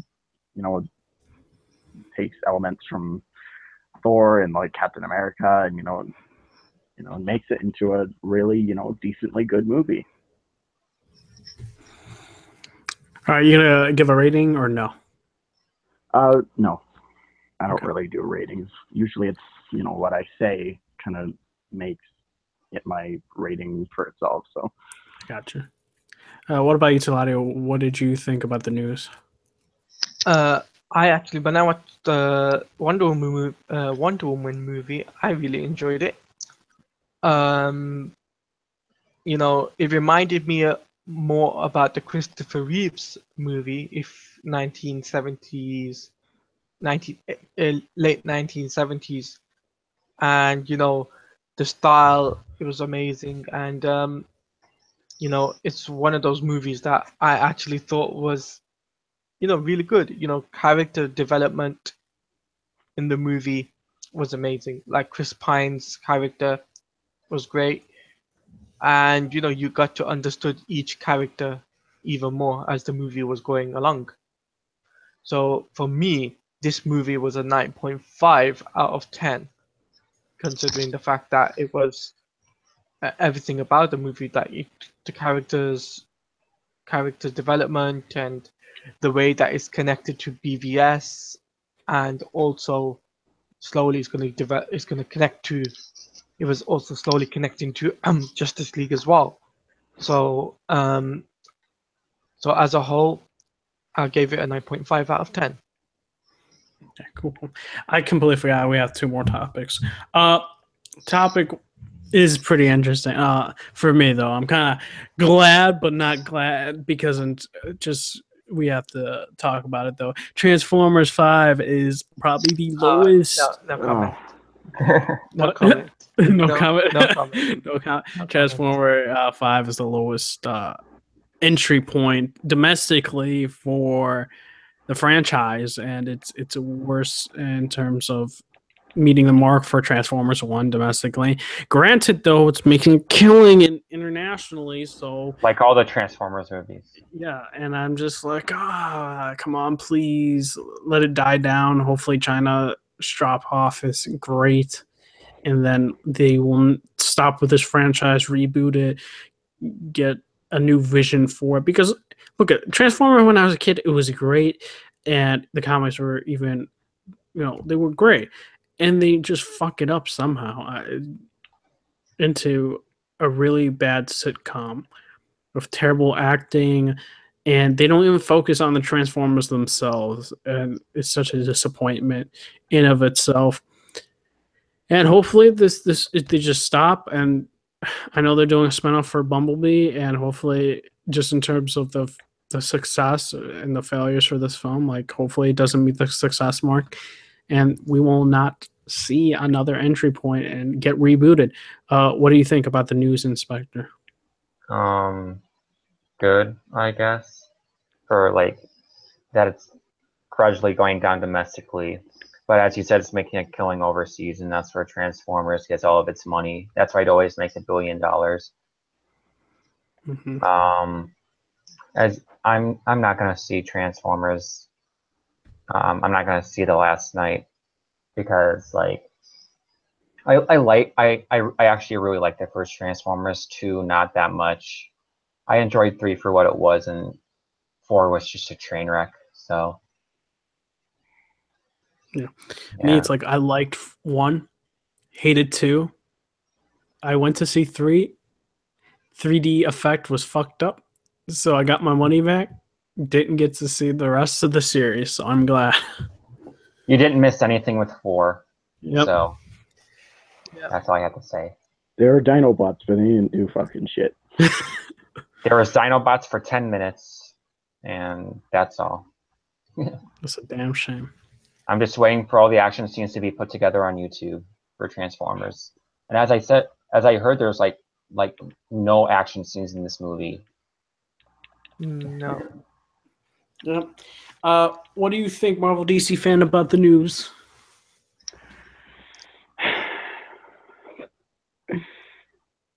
I knew the movie was going to suck. I honestly did. I knew that I wasn't going to go see it. I'm surprised it's not really doing well, domestically. Because, all the Transformers movies, they do really well. And just, it surprised me that it's not really doing well. From what I've heard of the movie itself,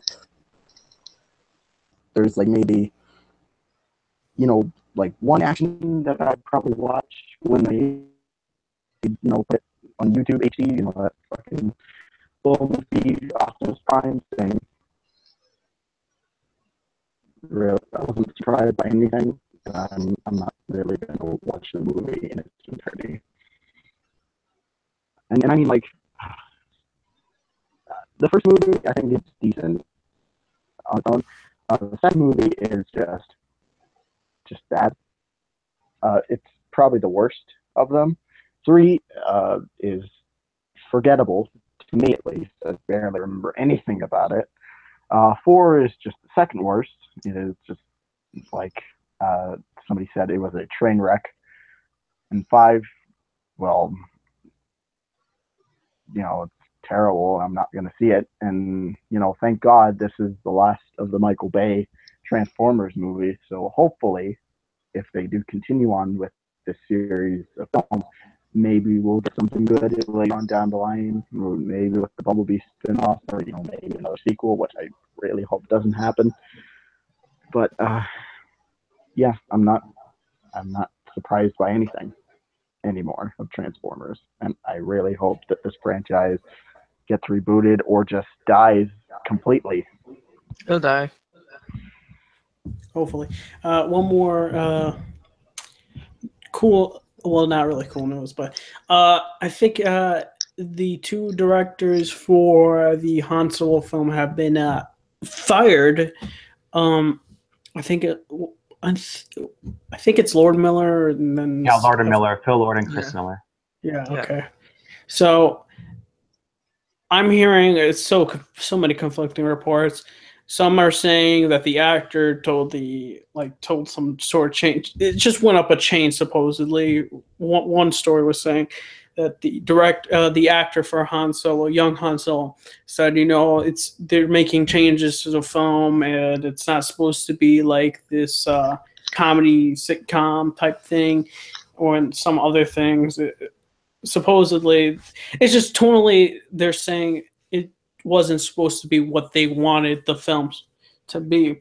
And the biggest question to raise is, I guess, in terms of Star Wars, this big billion-dollar franchise, do they have creative decisions over the film, or they listen to what, like Lucasfilm, they say about what this film should be? I know Edgar Wright, who's off the heels of Baby Driver and such critical acclaim in every way, supposedly, and now he's coming in to take the reins for the Han Solo film.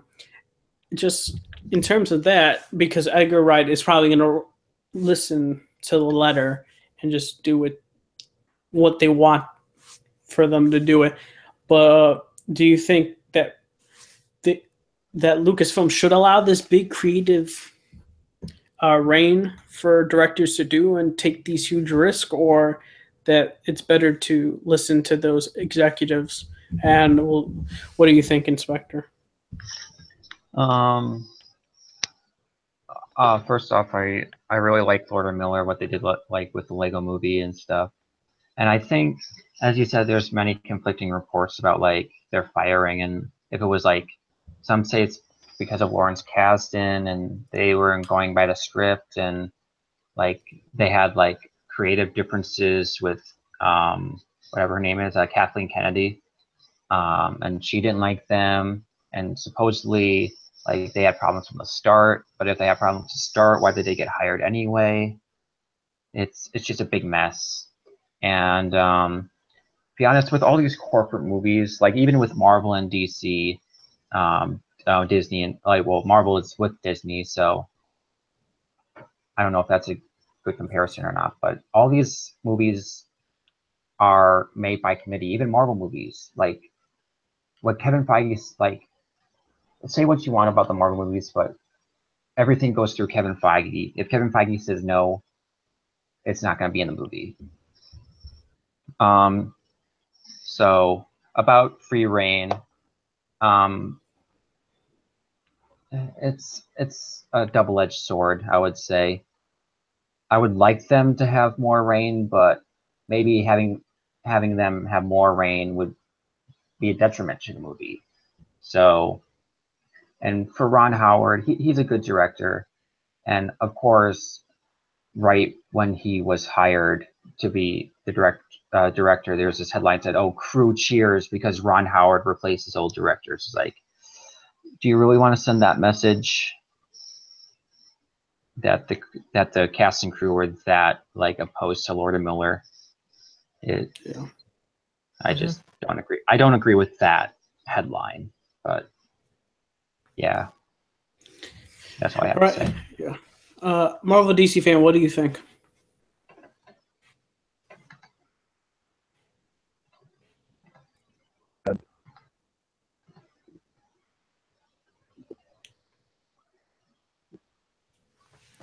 You there, Marvel DC fan?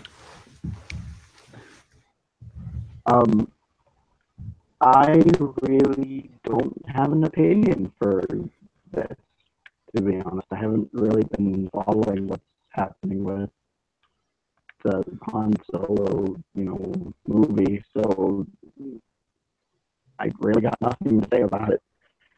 Okay. Taladio, what did you think about this? I would have to agree with Inspector what he said about the Star Wars, directors getting fired. 100%. Like what he said is totally true. You normally have to go through the big guys, not through the director and the way they want it.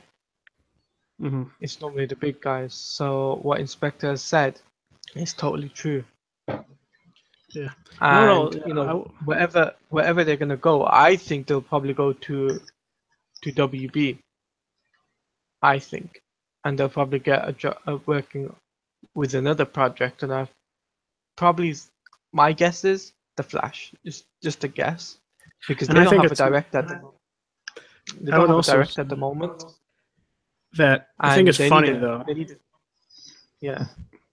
I think it's funny because you say that, and Warner Bros. Had the problem with the Flash director in terms of I think it was like for, correct me if I'm wrong, for some of the political views, and Yeah. supposedly incorporated it for Flash, which Flash was never about that.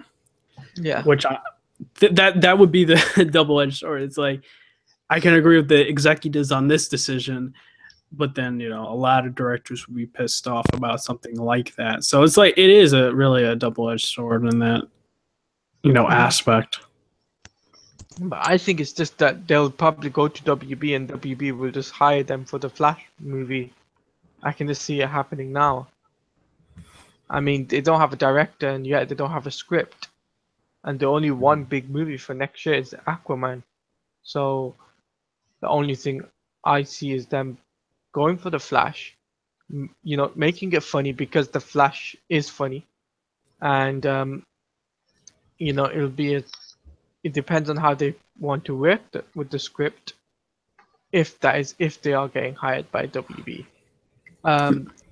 If they are, then good luck to them. But that's the only way I see it. They'll probably get hired by WB. Yeah. One actually, I have another one. Venom. This is a colossal train wreck right now. It's really a big train wreck. It was the train wreck when, what's her name? Amy Pascal. Amy Pascal said, blah de blah de blah, and now Feige's face. He's like, the fuck? It's a meme. It just became a meme. It's now a meme. Yeah, it became all over the place. It's all over the place, like sad Ben Affleck. Yeah, it's basically sad Affleck all over again. Yeah, I was like, oh shit. Oh my gosh. This is all because Amy Pascal's fault, really. And Kevin Feige is probably thinking now, what the hell have I got myself into? Exactly. So like the whole story was, Venom is in the MCU, different locations and all that. I'm like, okay, maybe they're not supposed to, she was supposed to say anything or something like that. And Kevin's like, oh no, he's not the MCU. And then Tom Holland's like, no, he's not the MCU, and I'm not really gonna show up in this film because I'm supposed to just be in MCU films. And I was like, the fuck? And I was like, okay. And then Pascal just goes to IGN phone call interview. Like, yeah, think of it as Fox standalone movies in the Marvel universe. And I was like, Okay, nice. That sounds a bit fishy. That sounds like you're really backtracking on this. Like now he's not a part of the MCU Venom universe. And then she says it again with another press junkie. Is like different universe, and I was like, different reality. I was like, alrighty. And then Kevin Feige is like, yeah, I would totally agree with that. And I was like, all right, I don't know what to believe anymore. I'm really confused. The messaging is all over the place. It really is. That's down to Amy Pascal. That's her own fault for doing that in the first place. Yeah, but now this again with another interview, I just don't even know anymore. It's like you don't know where you stand between the stuff. Yeah, so that's what I really think is just it's a mess. It's all Personally, fucked up with her. Yeah. What I think is she could fucking ruin this relationship between this creative decision with Spider-Man. Could totally ruin, and they might not get another contract. Kevin Feige could be just like, I can't deal with this anymore. This is too much hectic. I can't. Sorry, Sony. Unless we're gonna buy the rights, we're not doing this again. And then they're like, okay. But like, I think Amy just needs to be removed. I really think she does. Like, great, she made the deal for the MCU, isn't it? She did it another time, wasn't it? Another time what? Was it her? Somebody else? They said something and they weren't supposed to say it. Oh no. I mean, besides like the leaked emails. Yeah, I think it was the leaked emails or something. I can't remember, but it was time back.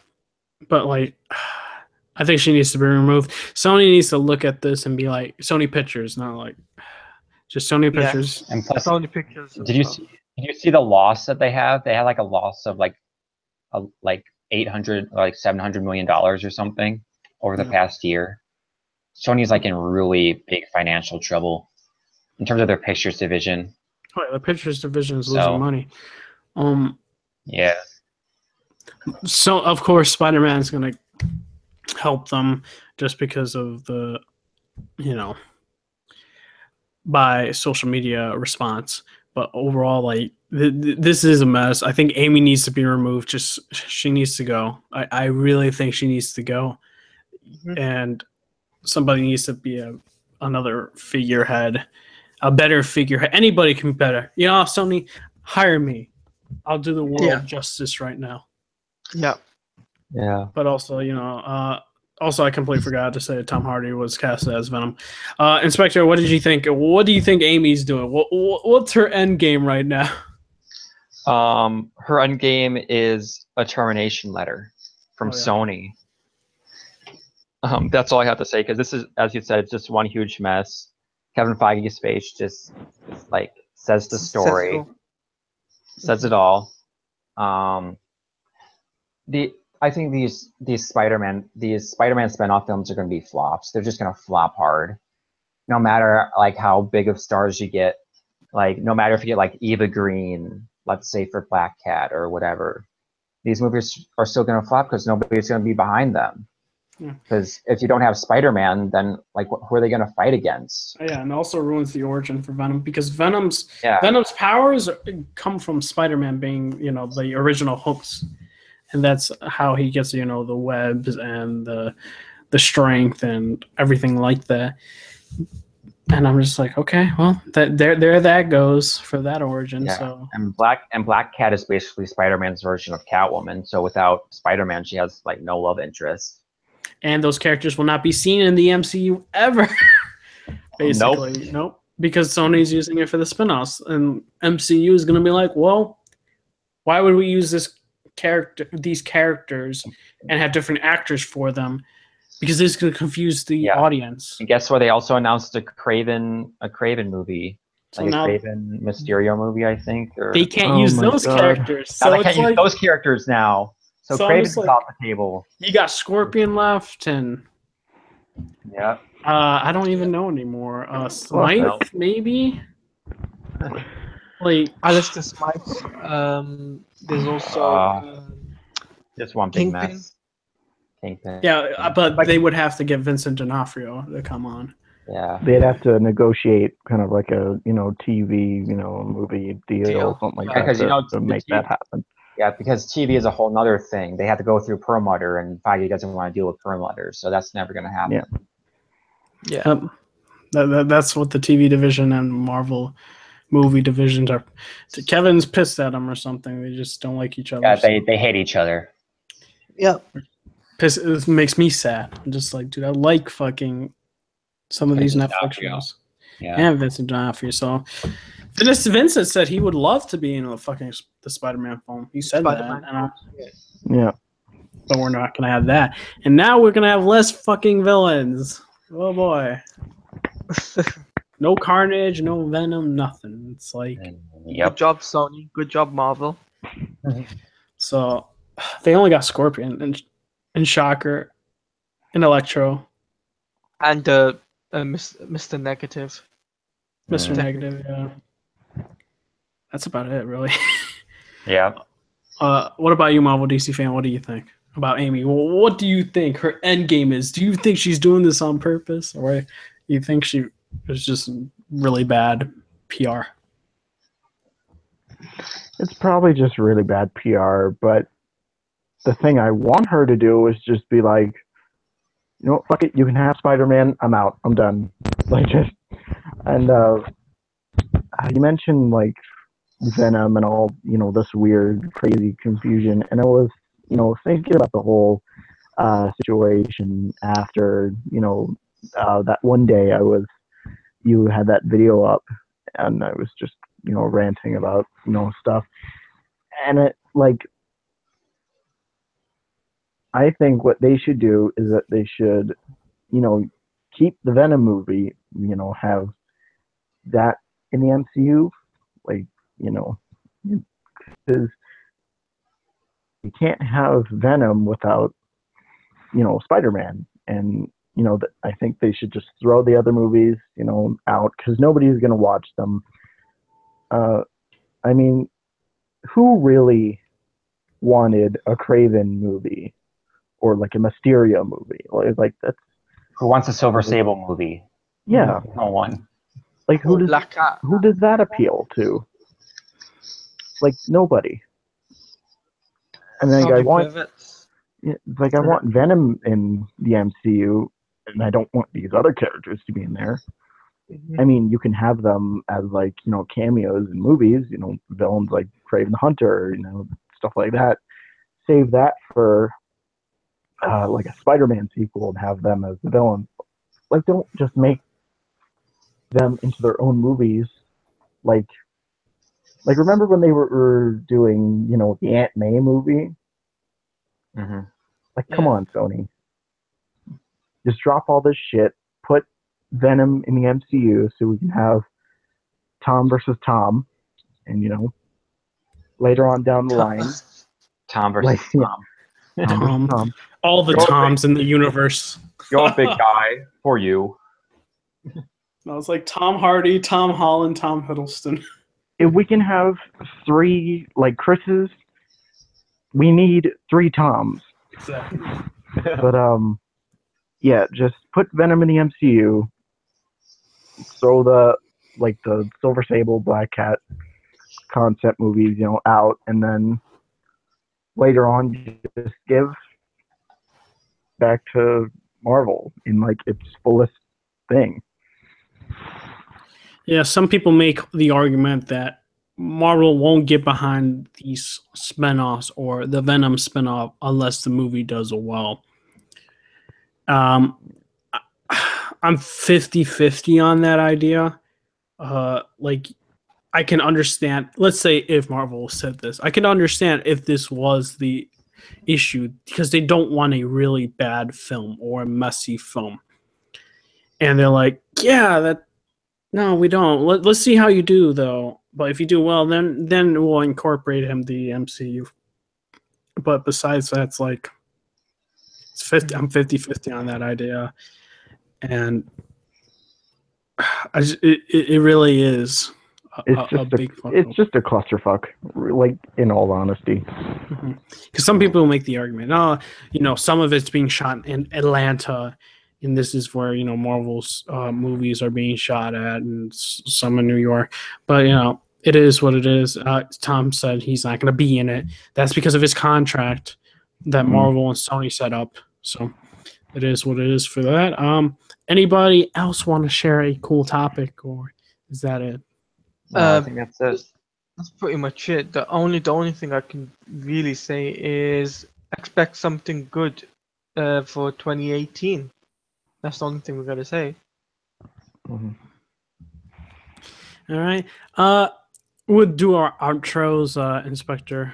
Where can they find you? You can find me. Twitter? You can find me on Twitter at the Inspector. That's all. All right. What about you, Marvel DC fan? Where can they find your YouTube channel and also any social media? Well, if you want to see me upload videos of just random stupid shit, you can follow me on YouTube, Marvel DC Fan X99. Currently, we're doing Arkham Asylum, Let's Play, so I hope you guys tune in for that. You can also follow me on Twitter, at COCK_XC. I also have a Facebook page, but I don't think people really care about that. If you really want to go follow me, just type in or just go to Marvel DC Fan on Facebook, and you can just find me there. But yeah, just don't forget to like my videos and my content and stuff. Subscribe to my channel. Share my videos with all your friends and family. All that good stuff. I hope you guys enjoy my content and me on the Overleveled Podcast. And to the people who have, I want to thank you guys. And last of all, just want to tell you guys, take care. Nice. Did see that video for that dude being fucked by the ground for Spider-Man with Shadows. You should have gotten the 360 version, because the Wii version is notoriously known for the bugs of that game. And it has worse graphics. It was like, I saw it at the shelf, and I was like, well, it's the only way I'm going to play Wild of Shadows until I get the HD version. So I was like, why not just pick it up for the hell of it? All right, Claudio, where can they find your Twitch, your YouTube, and Twitter, and other social media aspects? You can find me on Twitter, which is @mtaladia. You can also find me on YouTube, which is Taladia Plays. And on Twitch is twitch.tv/Taladia Plays, where I'll be playing various games such as GTA, Injustice 2, FIFA, and so many other games. And Friday the 13th, so I'll be live streaming those, and I'll be doing it 3 times a week, and I'll be doing 2 videos a week.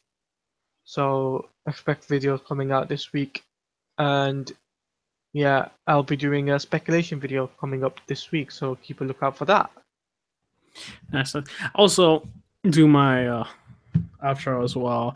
I got a video or 2 coming out actually soon, mostly about the Spider-Man the animated series. I have one for the reaction for the new clip that just came out, and I talk a little bit in depth about it, and also the clip before that I basically have a opinion piece saying why Marvel Spider-Man will suck, and I kind of dissect the whole thing, and it's about, I want to say, 10 minutes long for a 45-second clip or something like that. And also I'll be making a separate video asking, because we broke 106 subscribers, over 100, to do a Q&A, ask for your questions. Any questions will be great. I'll make a separate video, of course, for that, but it could be gaming, comic book, movies, nothing political, of course, but besides that, that's it. Just make sure the questions are about what Red Hood has said and nothing silly and stupid. Please. Yeah, exactly. You could do it on the comment sections, and also the my Twitter page. Also, follow me at RedHood4200. And also, if you guys like the episode, give it a thumbs up. Does wonders, really, to increase the chance for many of you guys and other people to see it. Share this podcast, because hopefully this podcast gets bigger and stuff like that. Kept seeing a couple people come in and out, which is great. And if you're watching this as a past broadcast, thank you for watching the whole thing. And guys, I hope all of you guys are having a great day live or as a past broadcast. This is the Overleveled Podcast, signing off. See you later, guys. Yep, see ya. Peace out.